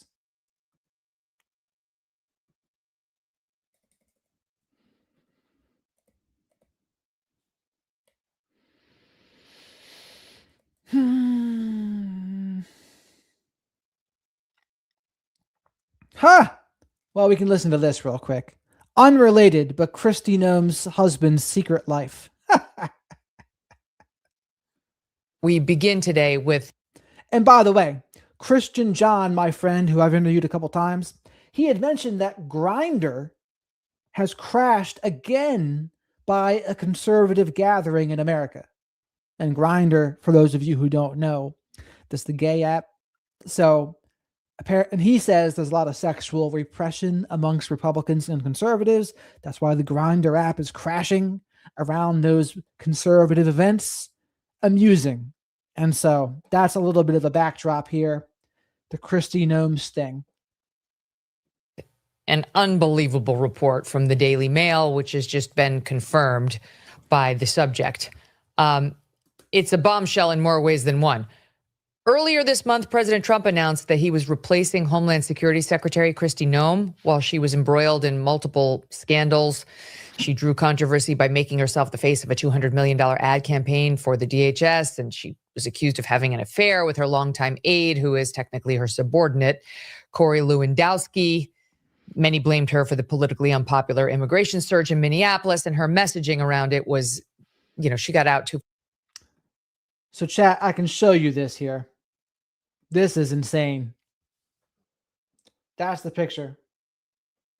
Watermelon boobs, that's her husband. It's crazy. Far ahead of her skis, saying things about Alex Peretti, for example, that she couldn't back up, and kind of compromised the whole narrative in doing that. All of that is what got her in trouble. But all of that is kind of nothing compared to what I'm about to tell you. According to the Daily Mail, Noem's 56-year-old husband, Brian, is a secret cross-dresser who wears gigantic fake boobs and wears pink hot pants while he chats online with fetish models who have gigantic breasts. Okay. For the listening audience. Another case of fact is stranger than fiction. It's like the dude from American Beauty, the dad. We're showing a picture of him that the Daily Mail found and published. Think Kayla Lemieux. Think the Canadian shop teacher. He's clearly put on like a tight little sports bra that's sort of nude colored and has stuffed two enormous balloons down there for his breasts, with the little like tie of the balloon appearing to be like mismatched nipples, and then little hot pink biker shorts below, or maybe they're leggings. I can't see far down enough. Thank God. But in other pictures the Daily Mail got its hands on, you can see him in his tight little leggings trying to look like a woman, but like a freak woman. The Daily Mail reports that it has reviewed hundreds of messages involving Brian and 3 women from the so-called bimbofication fetish area of the internet. Why you walk like a woman but talk like a man, la la lola. I don't know how he finds them, but this is where performers receive outrageously large breast enhancements to obtain a Barbie doll-like look. And I guess he's been paying them to show it off for him, and then he returns the favor in kind. It's relevant. It's obviously very salacious, but it's relevant because the reason, if we had known this, she never would have been confirmed for this post, is it makes her subject to blackmail. It makes her subject to blackmail because if the Daily Mail can find these pictures and this fetish by her married husband, so can our adversaries. And who knows who could go to Christy Noem when she was DHS secretary and say, you will do the following things, or we will run to the New York Times with these photos. One of the models who messaged with Brian told the Daily Mail, quote, his kink is for huge, huge, ridiculous boobs. Yes, we can see that. According to the report, Brian got in touch with a model using the pseudonym Jason Jackson. That's what he calls himself, and complimented her amazing curves, saying he would treat her like a goddess. Brian asked, how are your boobs? Would you go even bigger? This is unbelievable. I'm sorry, but it's just so absurd what, like, the ubiquitous nature of porn on the internet. You know, it's not like when it used to be like Playboy and Penthouse, and like a man would see a couple dirty pictures and read a dirty forum and move on with his business. Like, it's everywhere. It's everywhere. And any kink you have can be indulged, including like this. I mean, this is a form of cheating. There's no question. Like, ladies, can you imagine if you found out your husband was doing this? And he's not just looking at photos. He's interacting with the so-called bimbos, as I espoused here, quoting him. How are you?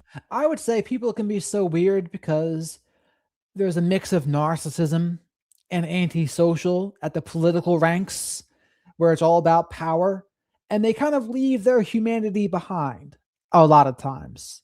And that's true for most of them. Not all, but most of them. And when you leave your humanity behind and you're just basically driven by your ego, your desires remain primitive for the most part. And so, what is sex and kinks and porn and whatever?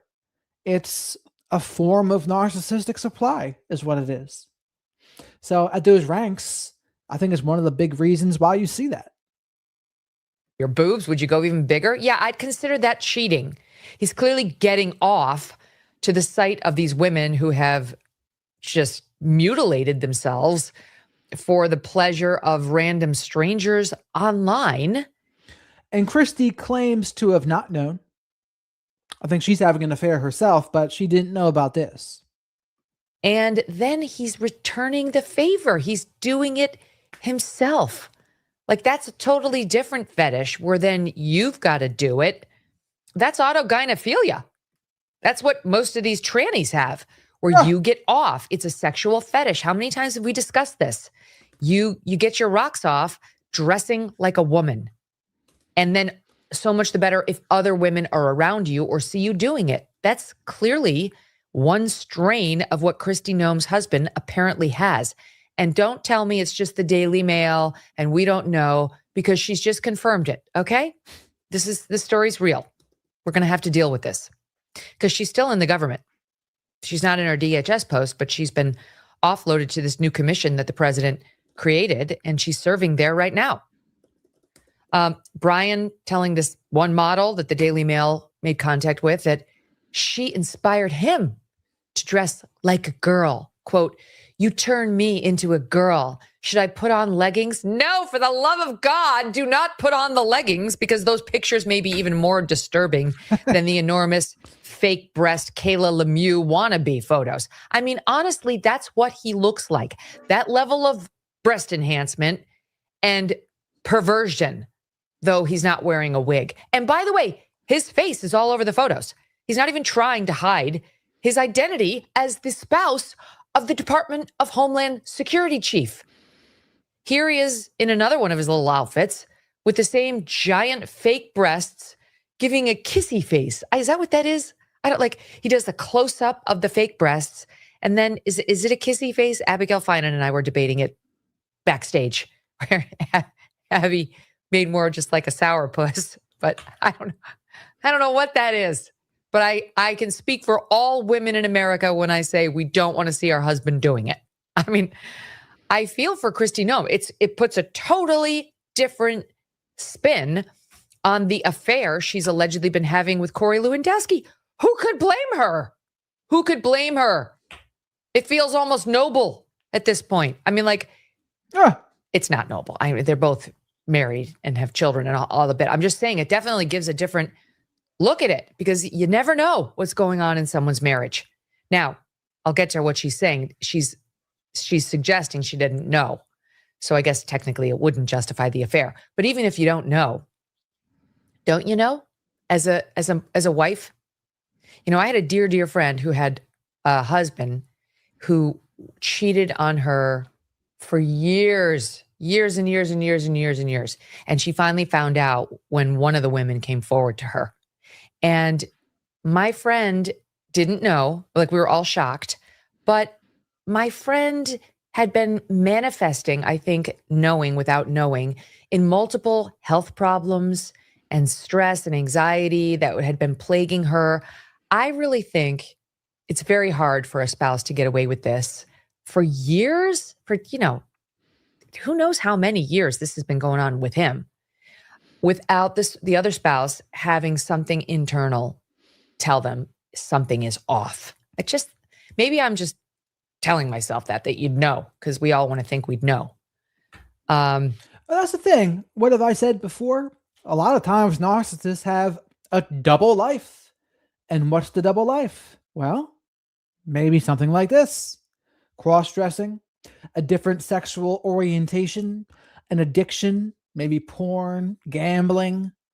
I mean, alcohol and drugs is harder to hide, but they can binge it on the weekends or something like that. But that double life is key. Now, how do they get away with the double life? Well, there's ways. One, have an entire separate phone that they don't even know about. That's a good way. Another way, hide people's names as people of the other gender.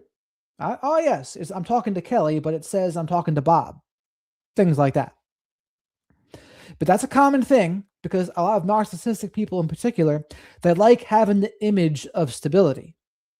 But that's all it is, the image of stability. Behind the closed doors, and sometimes, like with the BTK killer, it doesn't even matter. Behind closed doors, they didn't even see it either, right? It was just his double life was killing people. His wife and daughter had no idea. Anyway, back to the story. A PayPal account associated with this Jason Jackson, again, that's Brian, would regularly send the woman money in installments, typically between $500 and $1,000. That's your tax money going to use there. In total, he allegedly paid the models at least $25,000. The Daily Mail got in touch with Brian, and he did not, notably, deny having explicit online conversations with these so-called Barbie or bimbofications, and nor of sharing photos of himself dressed as these so-called bimbos. So he did deny the notion that Christy Noem could have been blackmailed over it. Okay, well, he doesn't know. I mean, that's not deniable. That's for us to decide whether she was subjected to could have been subjected to blackmail over it. But he did not deny that it was him. So, you know, it's a scoop by the Daily Mail. And it turns out, you know, the right wing may have its own Kayla Lemieux, though I don't think we own Brian Noem. But this is Kayla. Maybe the two of them can meet up. Kayla is a male, was the Canadian teacher who wore the fake Z-cut breasts in school. Take a look at them side by side. They're basically twins. They're twinning. There's enough breast between these two to take up an entire aisle at the grocery store. Now, Teal Swan would say that your kinks / fetishes have something to do with your unmet needs as a child. So an example would be, and I'm going to try to get Teal Swan on the channel. I know there's mixed reviews about her, but I don't think she's wrong about everything. In fact, I like her in terms of what she talks about. Now, her personal life, I'm not going to vouch for that. But in terms of what she talks about, I think she makes a lot of good points. I don't agree with them all, but there's a lot. But one of them is the unmet needs with fetishes and kinks. So they say, for example, people that have a foot fetish, they were constantly trying to get their mother's attention. Maybe their mother was busy as a kid, and all they saw was the mother's feet. So that's just one theory on the origin of a foot fetish. I bet you didn't know that, chat, but now you do. You're welcome. You think you like the chicken breast? Nothing. This is pounds and pounds of breast. I don't know what was Kayla's fake boobs, but we are told that Brian's is balloons. That's how it looks. And now we get a comment from Christy Noem, who tells the New York Post she's devastated by these allegations. It's some representative of hers saying she is devastated. The family was blindsided by this.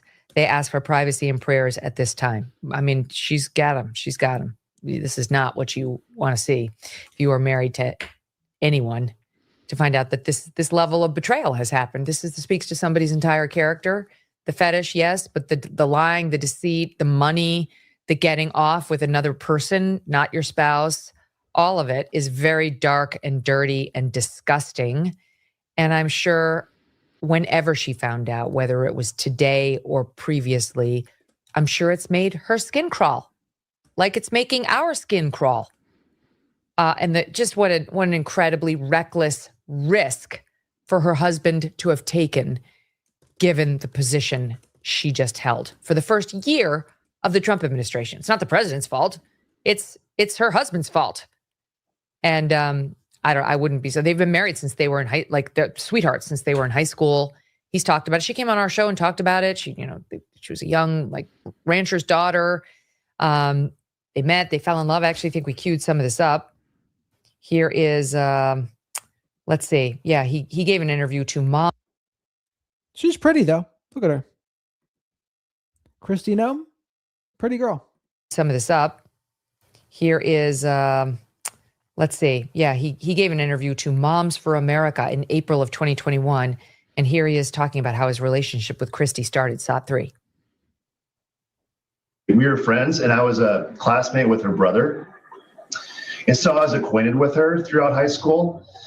And then she went to the same college I did. We started dating when she was in high school, and she went to college, and then just, the typical off and on relationship. And we finally started to get serious. And then we, I asked her to marry me, and of course she said yes. And so, but we grew up in the same community, going to the same school, with the same group of friends, raised on a farm with the same kind of upbringing, good values, hard work. And when I went to college my freshman year, I'd heard that she had some interest in me. And then, of course, why wouldn't I have interest in her? She's remarkable. So we started dating then, and then it kind of went from there. And in 1992, we got married. It really does make you wonder what causes a fetish like this in somebody. I remember Deborah So came on the podcast earlier. We already went over this, Megan. I told you. The unmet needs from childhood is one theory. On before we even had video. And she's a specialist in this kind of thing, in these sex fetishes. And she really thinks that they should be normalized and that we shouldn't stigmatize them. I mean, this is a different scenario, given Christy's role, given the money that changed hands, given the fact that she's saying this was a secret from her. But okay, let's say it wasn't a secret, or it isn't in some marriages. Like, what causes it? And Deborah So told us that one of the weirdest fetishes she ever dealt with was people who get turned on by the idea of an animal eating them for lunch. What causes that? What happens to you in your childhood that makes that be your thing, or makes this be your thing, where it's not only like the enormous breasts on a woman. I think a lot of men could say, yeah, I'm into that, but like the grotesquely enormous breasts, and then you put them on? I don't know. I would like to understand that better. Not that much better. Thanks for watching this clip. If you're new here. All right. So now I'm going to subject you all to the digging deeper.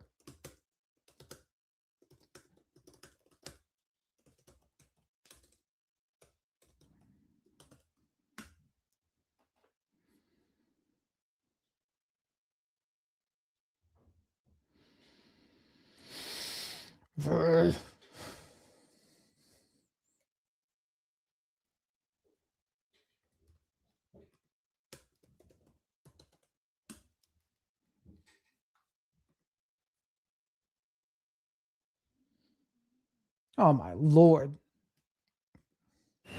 Life on Earth, creation itself, is the byproduct of sexual energy. It is undeniable that creation, conception, and sexual energy go hand in hand. Therefore, it is. Yeah? I need to get something out of there. What do you need? What?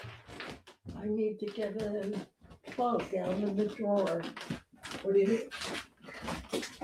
The top drawer.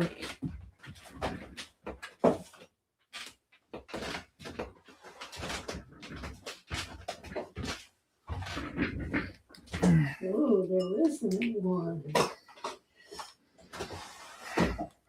Undeniable that manifestation of our desires and sexual energy go hand in hand.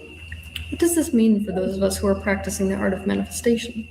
It means that sexual focus is one of the most powerful tools for manifestation that you can possibly imagine. To understand more about this, watch my video on YouTube titled, How to Use an Orgasm to Manifest. Nothing matters more than what you're focusing on and feeling the experience of in the moment of orgasm. What you focus on, especially on a feeling-based level, is what you are trying to conceive and manifest into your reality. In the minute of orgasm, the accumulated energy that is built up is released. That powerful burst of energy is released towards what you desire to create within the subconscious intention of manifesting it into your reality. Even the most unconscious people walking the planet today instinctively feel that link between sex and creation and manifestation. Even the most unconscious people walking the planet today also feel the undeniable link between desire and sex. But this is a world where most people are unconscious, and so what does that mean? It means that most people, even though they feel the link between desire and sex, aren't aware of what their actual desires are. They feel a strong desire for something, but don't understand why they feel such a strong desire for that thing. And this is why we fail at a fundamental level to understand what exactly is behind sexual fetishes. But I'm going to tell you the secret to what's behind sexual fetishes. The secret is that behind all sexual fetishes is a desire that someone has, something they want to experience, usually an emotional state, but that they feel utterly powerless to manifest into their day-to-day reality.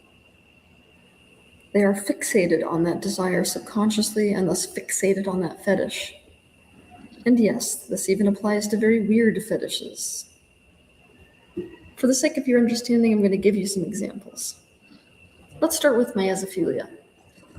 This is a sexual fetish where people are attracted to the cycle of birth, either conception, pregnancy, birth, or a combination of one, two, or all three. Most people with this fetish fixate on one part of this cycle. I was working with a woman whose fetish was centered around birth specifically. When we got down to exactly what she was fixated on during her sexual fantasizing, it was how the man in the situation completely recognized her pain and was completely unconditionally present with it, comforting her through it. When we got deep into her childhood, we found out that she was being abused badly as a child by someone outside the family, and the most painful part of the abuse was that her mother and father did not see it. Not only could they not see the abuse itself, they refused to really accept and acknowledge her pain that was a result of it. When she was unhappy and hurting, they minimized it, invalidated it, shamed her for it, and withdrew from her. But when she was young, she watched a program on television on birth, and when she saw the image of a husband supporting his wife through the process of labor, she felt what she had always wanted. I would say when you look at humans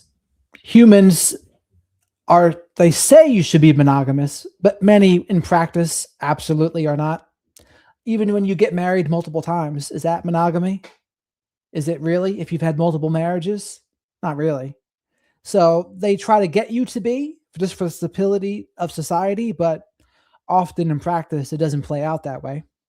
This is a circumstance where no one will minimize your pain, validate it, shame you for it, or withdraw from you when you're in it. She was desperate for that exact reaction from her attachment figures in response to her pain. All of this was subconscious, so it took place on the somatic level as just the sensation of looking at and feeling in her body as a result of what she's always wanted. Of course, at this point, when she developed this fetish, it wasn't a mental understanding of what she actually wanted.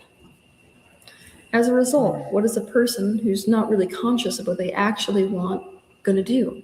They're going to think, oh my gosh, that scenario. If I create that scenario, I'll be able to get what I desperately need through that scenario, because it's impossible to conceive of getting that thing that they want through any other scenario.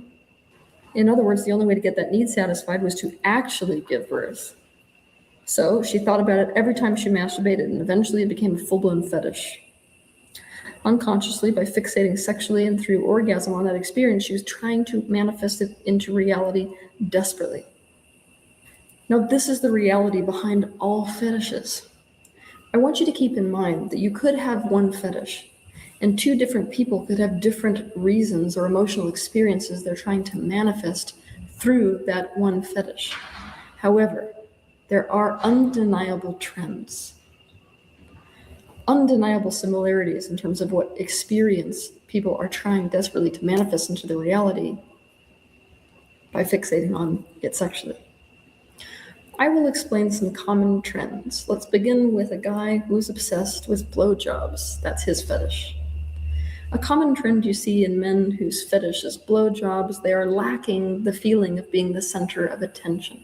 They're lacking the sensation of being special, of having somebody adore them to such a degree that they... Well, Ellen, we transferred from Christy Noem's husband and his cross-dressing fetishes to this, the origins of fetishes.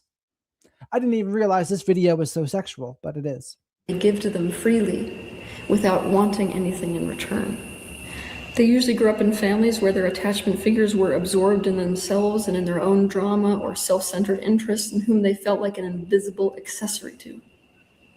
A blowjob brings them the closest they can come because of their beliefs that they can't get it any other way. That's what you get, Ellen. This is what you get for coming in late, so you get to see this. Or we can change it. Life on Earth.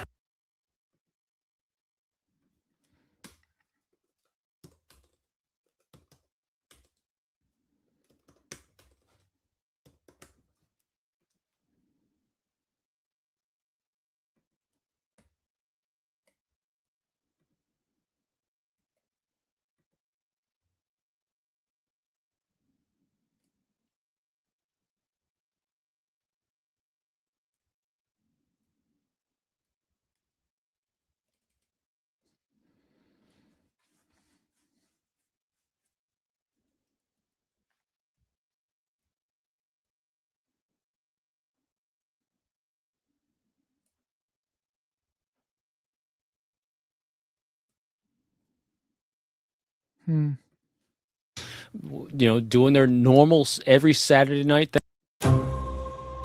This is Hidden Killers Live with Tony Bruschi and Robin Drake. Let's move over to another case that we continue to cover. Now, Danielle, YouTube's probably going to punish me for playing that.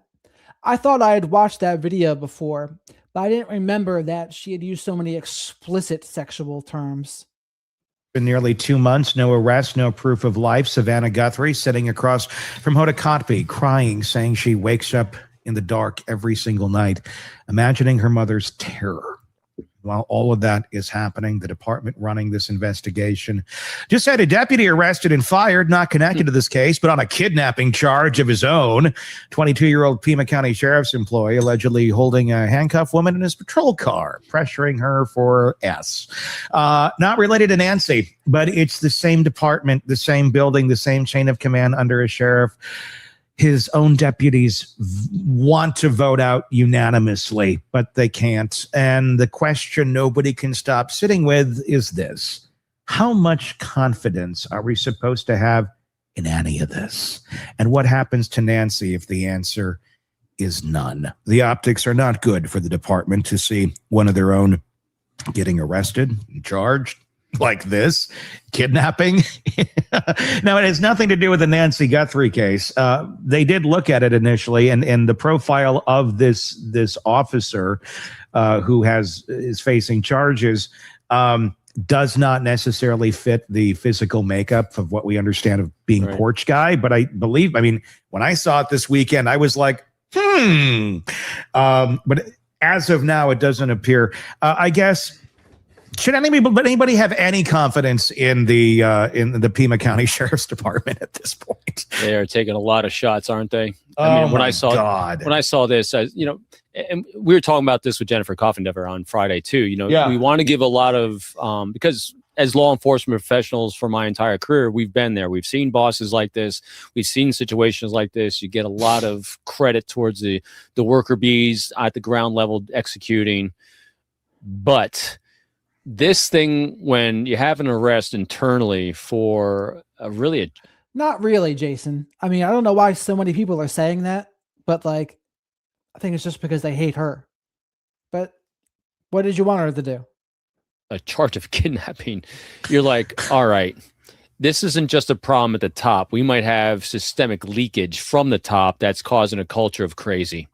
And that's, again, whether it is or isn't in reality doesn't really matter as much as, well, it does matter, but it equally matters even more in public perception, because where do leads and tips come from? The public. Mm-hmm. Where does faith in our organizations, institutions come from? The public. And every time you are self-inflicting a wound on yourself by having a culture and a climate of crazy, like this organization, like Pima County Sheriff's Department, it erodes trust. And then you're looking at, I keep trying to find out, is the investigative team solid? Is the literally as me, that's all I keep worrying about and thinking about. How solid and consistent is that investigative team? And now when you start seeing shots coming in and you start seeing where people are removed here, you're like, well, was this person key or not key? I mean, it's too much mental gyrations going on, which is a lot of chaos. So, because here's what's happening internally. If you are so worried about a witch hunt internally, or about I got to worry about or not communicate with, or I got to... Why though? Why are people so obsessed with Hoda? Like, seriously, why? Like, even Maureen, why? It doesn't make any sense to me. Maneuver around this person and this person, all that bandwidth. And then remember, us as a human being, if you got 100 kilowatts of bandwidth, say, right? And now we got to use 20% of it on this individual alone, and then maybe 5% over here and 10% over here and 15% with this person. Hoda is the person that interviewed Savannah, and there's a bunch of people that are just like Megyn Kelly did that day, like going out of their way to like rip her. And it just doesn't make sense to me. And all this other, you're left down to like 5 or 10% of your bandwidth for what actually matters. Investigating who took Nancy Guthrtie and trying to find her and trying to find a culprit. Meanwhile, if all your bandwidth is sucked up because of crazy around you, that's where the problem lies. I was thinking about this weekend a bit. Now, obviously, had we walked into this and we had a competent sheriff and we had a competent sheriff's department and everything was going swimmingly. Wasn't sensitive to Savannah. What? I mean, I would tell Maureen, it doesn't make any sense. I mean, what did you want her to do? What do you mean she wasn't sensitive to Savannah? Like, she's trying to be supportive and encouraging. What did Maureen expect? This is actually making me think less of Maureen that she's saying this.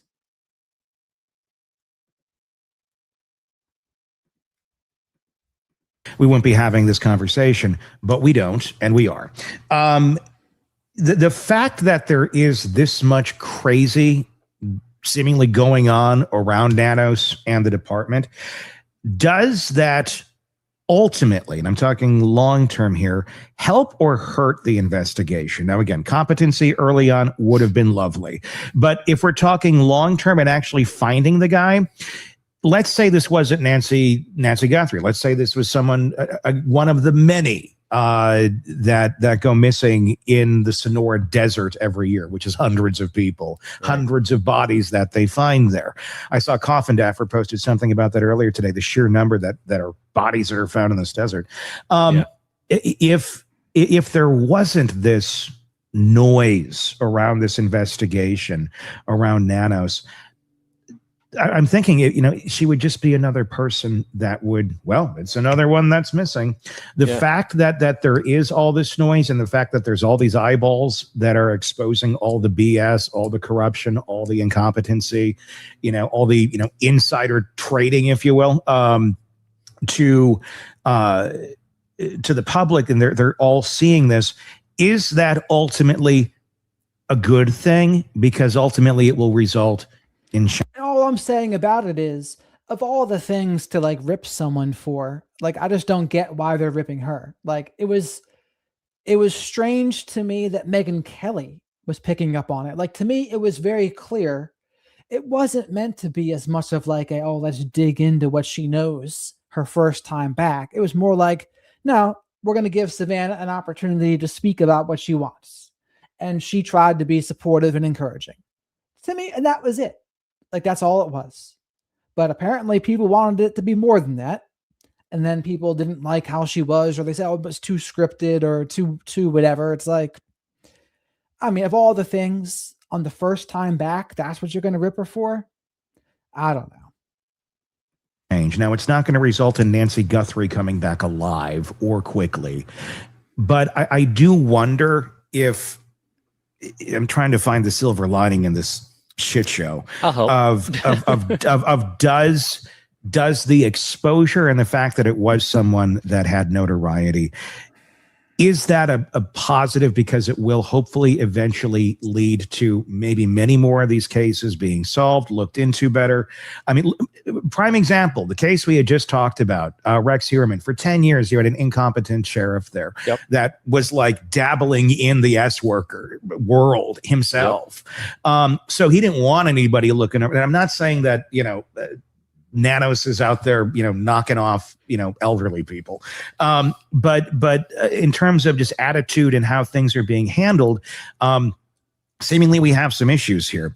An exposure came for the other guy, and things changed. And now look, Heuermann's been arrested, and we got, 7 charges, and he's pleading guilty. I'm wondering if there will be an eventual, here's the long-term positive to this experience. I think so. So I checked into one of the campgrounds I stayed at over the weekend, and the guy actually recognized us from, being on Hidden Killers. And he's like, oh, I love true crime. And he's asking about the Nancy Guthrtie case in particular. And he goes, and we're actually having exactly the same conversation. And I brought up exactly the same thing. I said, in the long run, and Ellen, I agree. I mean, given the circumstance, it's a tough circumstance. What are you going to do? Like, one of your good friends has her mother abducted, probably murdered. What's the correct protocol on how to handle her? To me, I think she just tried to be supportive and encouraging.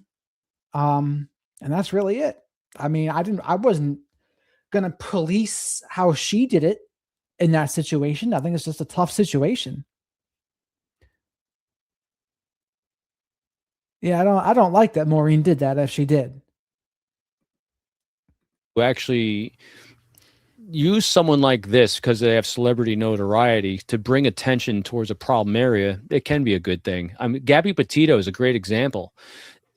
He was actually out in the desert 4 miles from where they were at and camping, right? Mm-hmm. And he goes, do you know how many bodies they found in the desert when they're searching for her?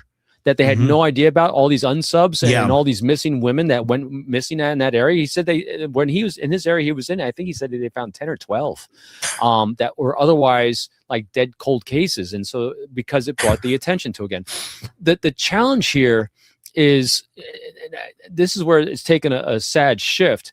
Every single case, again, I was on a show the other day where it's easy to see every single national case like this, the leadership at the top gets panged by us. We pile on because we're looking for perfection. We're looking for people to do a better job. We're looking for better communication. There's always a level. Now, here's what the big difference is, though. Nanos falls right in the realm of normal, unfortunately, for these behaviors. But here's what's not normal. In all these other instances, though, you don't have their entire police department signing petitions to remove them. You don't have 40 years of lying on resumes. So his performance level is little below average from what we typically see in these type of high level situations and high cases like this. But where he's falling bottom is what everyone behind the scenes is saying about him, the kind of officer he is, the kind of leader he is, and his whole department is in chaos. In all these other cases, the department seemed pretty solid. They actually were able to execute, and then things got solved because of those solid departments. But because of Nanos' leadership in here, he's got a crap show on his hands, and it's playing out, unfortunately, in a negative way, I think. I got a question about the tips that have been coming in. Over 1,500 tips came in after the reward was upped, I should say, to the $1 million. Obviously, not a cold case, but a flood of information. It's not nothing. The question is, what does that mean when the leads are there, but the answers aren't? Pam asked that on X. Yeah, well, when the leads are there, but the answers aren't, means you got a lot of noise coming in. But you always got to sift through noise because you have no idea where it can go. And, Coffin Deffer and I talk about it all the time. Mm-hmm. Everything gets run down. And more the better, because especially when you start, I wouldn't say coming to the end, but as your meaty leads start ebbing away and you're left with, hey, I saw a guy driving down my road at 3:00 in the morning, 50 miles away. Those are the kind that you got to start saying, oh, maybe that's something. Maybe this is something. Maybe this is something. The hard part then is not just following up on the lead, but then seeing if it relates to all the other data points we have and see if there's a connection there. Because that's what we're doing when we're following leads. We have the core base of knowledge that we know from the crime scene, from the digital analysis and everything we did. And then what we're doing is, if what we know in here is left us at a dead end, well, then all these other leads that are coming in, we're seeing, is there a connection? Is there a connection? Is there a connection? So right now, more leads are better because we keep trying to see, is there a connection? Is there a connection? But as all these other ones dry up, we're still left with this, and it doesn't really be seen to bring us anywhere yet. Did you get a chance to watch Savannah's interview with Hoda? Yes. Yep. I've never just thoughts. What was your reaction after seeing it? I've really liked watching her throughout everything. I think her messaging has been more thoughtful than anyone else's, than Nano's, for sure. This one was the hugely empathetic draw, and because I know people are criticizing the interviewee, whatnot, but I you can connect with her because she's being very genuine and organic with how she's portraying everything that's been going on. It's very heartfelt. I think every single statement that she has made and the family's made has been very, very strategic, but humanistic, empathy driven. I mean, so it's very thoughtful with a purpose, but not manipulative, because it's very real and to who she is. And so I think it's been very, very spot on every single time. I mean, seriously, think about this. She hasn't had a negative response necessarily to anything that she's ever. Thank you very much for the super chat, Mike. It's the Pink Moon tonight, full on April 1st, 2026. Correct. Thank you very much for that. April Fool's Day, too. Said Nanos can't say a word without everyone pounding on him because everything coming out of his mouth is stupid. Yeah. What do you think? I thought it was heartbreaking. I was really surprised, honestly, to see the criticism of the interview. I saw some of it over the weekend. I'm like, what? Were they criticizing her or Hoda? I thought they were criticizing everything. I've seen every version of criticism, and it all. I think it all kind of depends on where your mindset is going into watching it, because there's still so many people that are on this bandwagon of that the family had something to do with it. Why? And I think they're walking into this going negative confirmation bias. Yeah, exactly. Like, why didn't Hoda really pound her? Like, because it wasn't that. I agree with Tony here. Way to be, Tony. I agree. That type of interview, like this was a friend to a friend, and you can argue they're friends, they're not friends. I don't really care. They've been colleagues for more than a decade. There's a level of they're there for each other at the worst moments of life. and is the Today Show, they'd be remiss in not making, points of this. Like, nobody can win in this because everybody wants to pound everybody down. It's like, well, Today Show's, cashing in on it. And you'd be criticizing the shit out of the Today Show if they weren't covering it as well. Yes. It's like, the more awareness, the better. And I can guarantee Savannah would appreciate coverage on this to help figure out what the hell's going on. So I've seen every criticism of it. Why wouldn't they pound her? Like, this is not that interview. She's not she gave us more tips too. We learned a lot more about. She told us more than we knew. More about that than in the last 2 months. Yeah.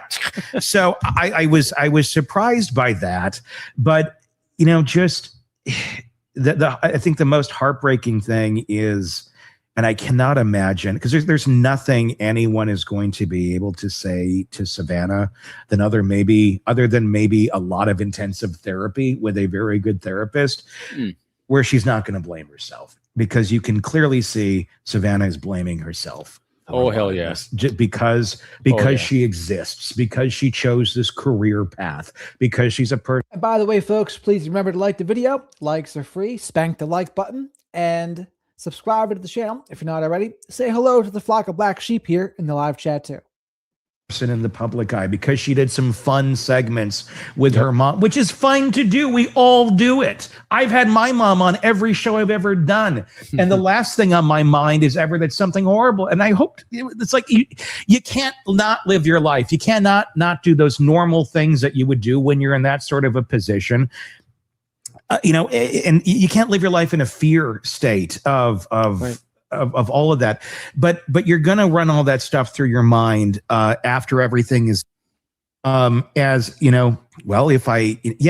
if you decided to work at Wendy's for your whole life, this never would have happened, but that's not life. And I cannot imagine in any planet that Nancy Guthrtie would have ever, thought or said, or her siblings would have ever have thought or said, you're in the public spotlight. That puts us at some sort of risk. I really wish you wouldn't be there.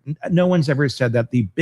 I think Savannah's goal is, like someone said, to return to normalcy, to try to move forward. Like, what are you going to do? Wallow in it for a year? I mean, what good's that going to do? And she's probably asking herself, what would Nancy want me to do? What would my mom want me to do? And from what I know of her, she would say, Savannah, live your life. All right? Live your life. Do what gives you joy. Do that.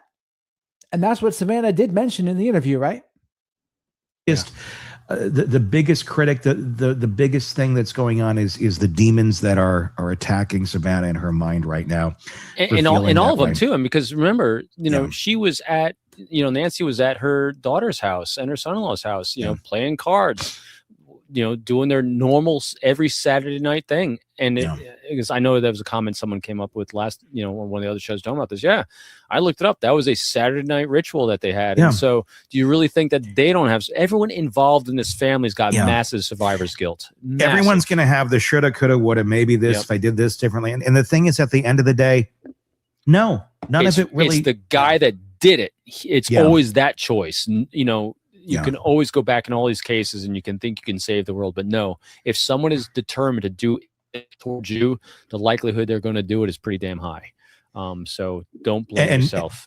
And that's the hardest. Blaming. Yeah, exactly. And that's the hard. Yeah. And that's the other thing with the whole damn thing is right from the get-go, this family had everybody looking at them. And that just compounds on top of everything. Well, and rightfully, but that's why, I love what we do, Tony, because it's, that's exactly what you look at first. Every single case, you always start in the closed circle because that's where all the averages come in. That's typically where it is, and then you just expand out. But the first thing I did on this case was everyone's like, "Oh, son-in-law." I looked at it this zero behavior arc that fits the pattern. Zero, absolutely zero. Now, granted, a lot of this stuff makes no sense in this case whatsoever, but that made the biggest no sense. The problem is, we're in this culture where people dig in without even having dug very deep, I think. And that's interesting. And maybe that's a state of our world today where, people used to dig in after they've had a couple reps and they've dug in a little bit, and they got a good hole going. Now it's like, I put the garden shovel in and I'm going to die on the garden shovel. It's like, what are you talking? Like, you didn't even like scratch the surface here. Dig a little bit deeper. You're going to find out you're wrong. There's nothing here. Think critically and be curious. Think critically, and oh my God, be willing to change your mind. That's the biggest thing. That's the thing. Yeah. I mean, I did this on Friday because again, Jennifer Covendever was kind of doing a little cheer there because I said I moved from 60-40 kind of down to 50-50 of who was targeted or what was targeted at homes. Why? I got more data. As you get more data and details in, as intelligent human beings, we shift our minds, we shift our perspectives. Because if you are so here's the danger of all these things. If you start out emotionally attached to an outcome that you want to happen, that you wish would happen, or that you're seeking to have happen, you're now going to only take in data that supports that outcome that you're seeking. If you're just curious about, I wonder what happened, then you're able to kind of maneuver, take it all in, assess it, run it through thought experiments, you run it through the law of averages, you run it through probabilities, you run it through all these different things, and you keep taking more data in, and then you interrogate that data. It's like, all right, that doesn't make sense. Let me say, or if I have a certain way of believing this, I'm going to try like hard to disprove what I think. So this is what we do in this methodology of trying to understand what happened is you take it in, you assess it, you become flexible to all of it. And then you see if the data drives the outcome that you thought might happen or not. And then you roll. But yeah. It's a lot easier to stay in the shallow end of the thinking pool because it doesn't require as much work. You know, you got it's fun though. You got to swim. You got. I mean, you're a swimmer. You know, you gotta paddle. You got to do some work there if you're going to go deeper in the pool. But so many folks, they don't want to put the work in, so they stay in the shallow end of the thinking pool. And that's the biggest thing with any case. Get out of the shallow end of the thinking pool. You start there. That's where you enter the pool. But keep going out, and you're going to find a lot more. I saw somebody said it's the shallow thinking that becomes the norm. That's kind of that's where I just got the because it's easy, you know. But I'll tell you, it's so more satisfying. So here's what we do. I mean, so Tony and I'll break that fourth wall right now, right? All weekend long, like in between shows and stuff, like we keep Tony does way more than this than he should. He needs a life, right? But you know, this is my life. every time nothing comes up, my mind is thinking about this stuff all the time. And all of a sudden, I'll have this idea. It's like, oh my God. What about this, right? And I come up with one of these ideas that are kind of that we haven't heard before or talked about before. I'll then do deep dives. I'll interrogate that information. Then I get excited back and forth with Tony because we are each other's loving critics. So if that makes sense, not make sense. And that's how we flesh things out. You have an idea. Let's see if that idea actually makes sense with what we see, what the research says, and all these other past things. And I'm going to bounce it off a loving critic. And then if it's ready to present as a theory or as a hypothesis, not theory, as a hypothesis to get more people to weigh in on. I mean, literally, we are working the scientific method in a very unscientific area. Yeah, no, that's true. It's heartbreaking. I mean, unfortunately, there's really not a lot new to report on any of this. Savannah certainly brought up some interesting pieces about the door and such.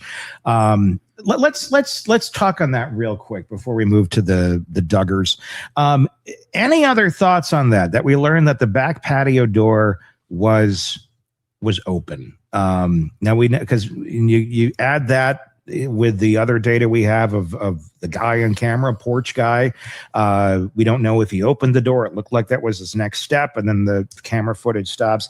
What's your thoughts on this back patio door being opened? I mean, I guess one thought process would be, did the camera stop recording and he didn't get it open and he walked to the back of the house after that? You know, or with other people are jumping to, maybe there was more than one person involved. Maybe there was somebody in the back. I mean, I don't know. Didn't really add a lot. It added a little more common sense of what I was expecting because we had talked about this a lot, that there's other easier ways to get inside of this house rather than that front door. So it just made me even more curious about what he was even doing at the front door if they found out a way to go around the back. And one or two people, I'm still in the world of a maybe on a lot of this. The only thing that swayed me a little bit was the first impression of her brother, the fighter pilot, that said it was definitely an abduction. Only because first impressions that some people have will add a little bit more data. In other words, it made me more curious about what did he see, what made him say that. But otherwise, yeah, back doors being propped open, as I said, or even just left open. I was expecting that because there was no forced entry, and how'd they get in? And the other ways were much easier. So yeah, it's about what I expected. But again, 41 minutes.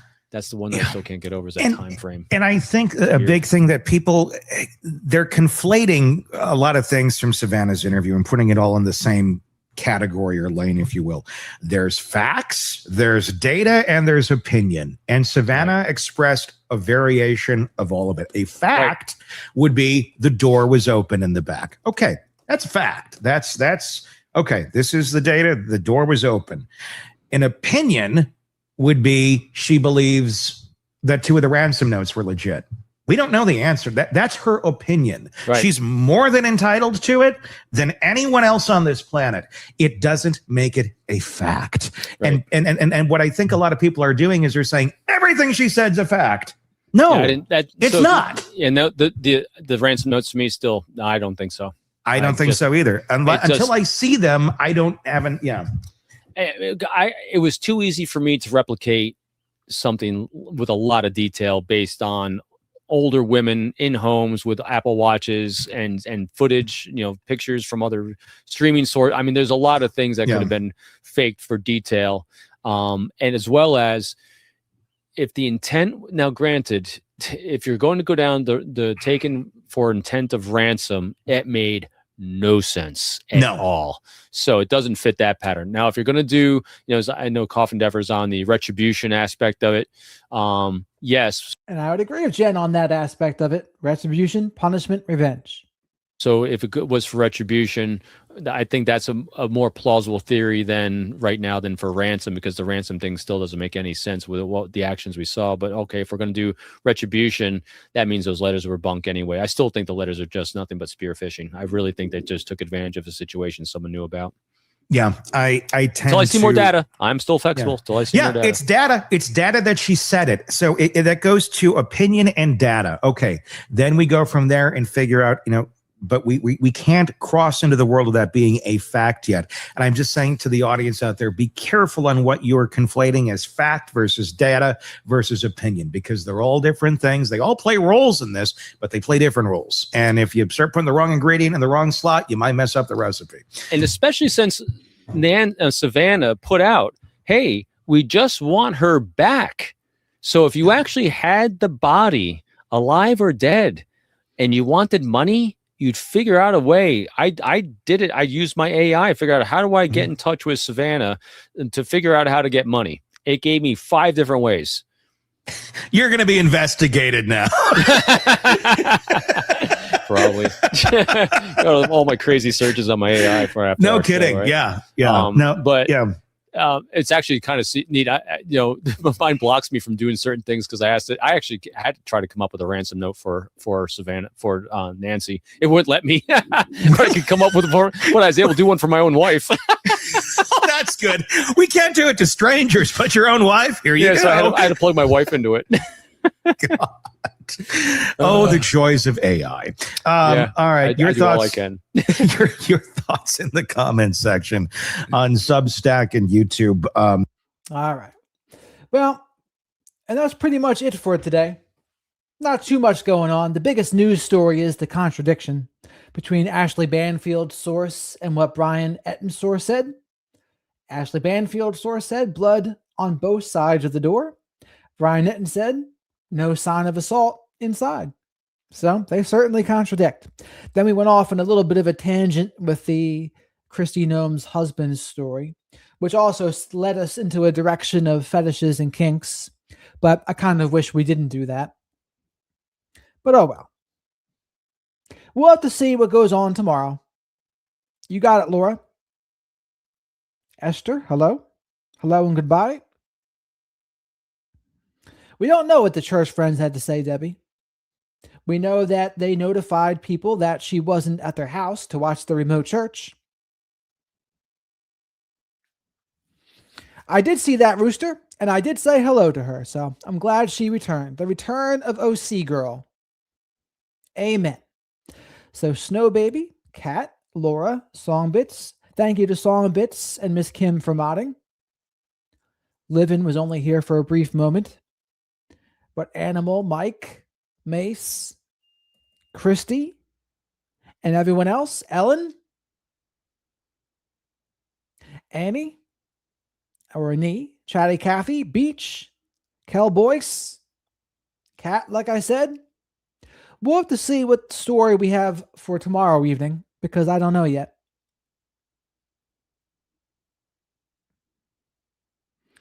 Yes, Ellen came in at a very interesting time. Have a great night, Dee. Danielle, you too. Autumn, have a great night. Yeah, you got a butterfly. Wendy, I didn't realize you were here. But thank you, Julie. All right, everybody. Time to rock and roll here. But I'll see you all on the morrow.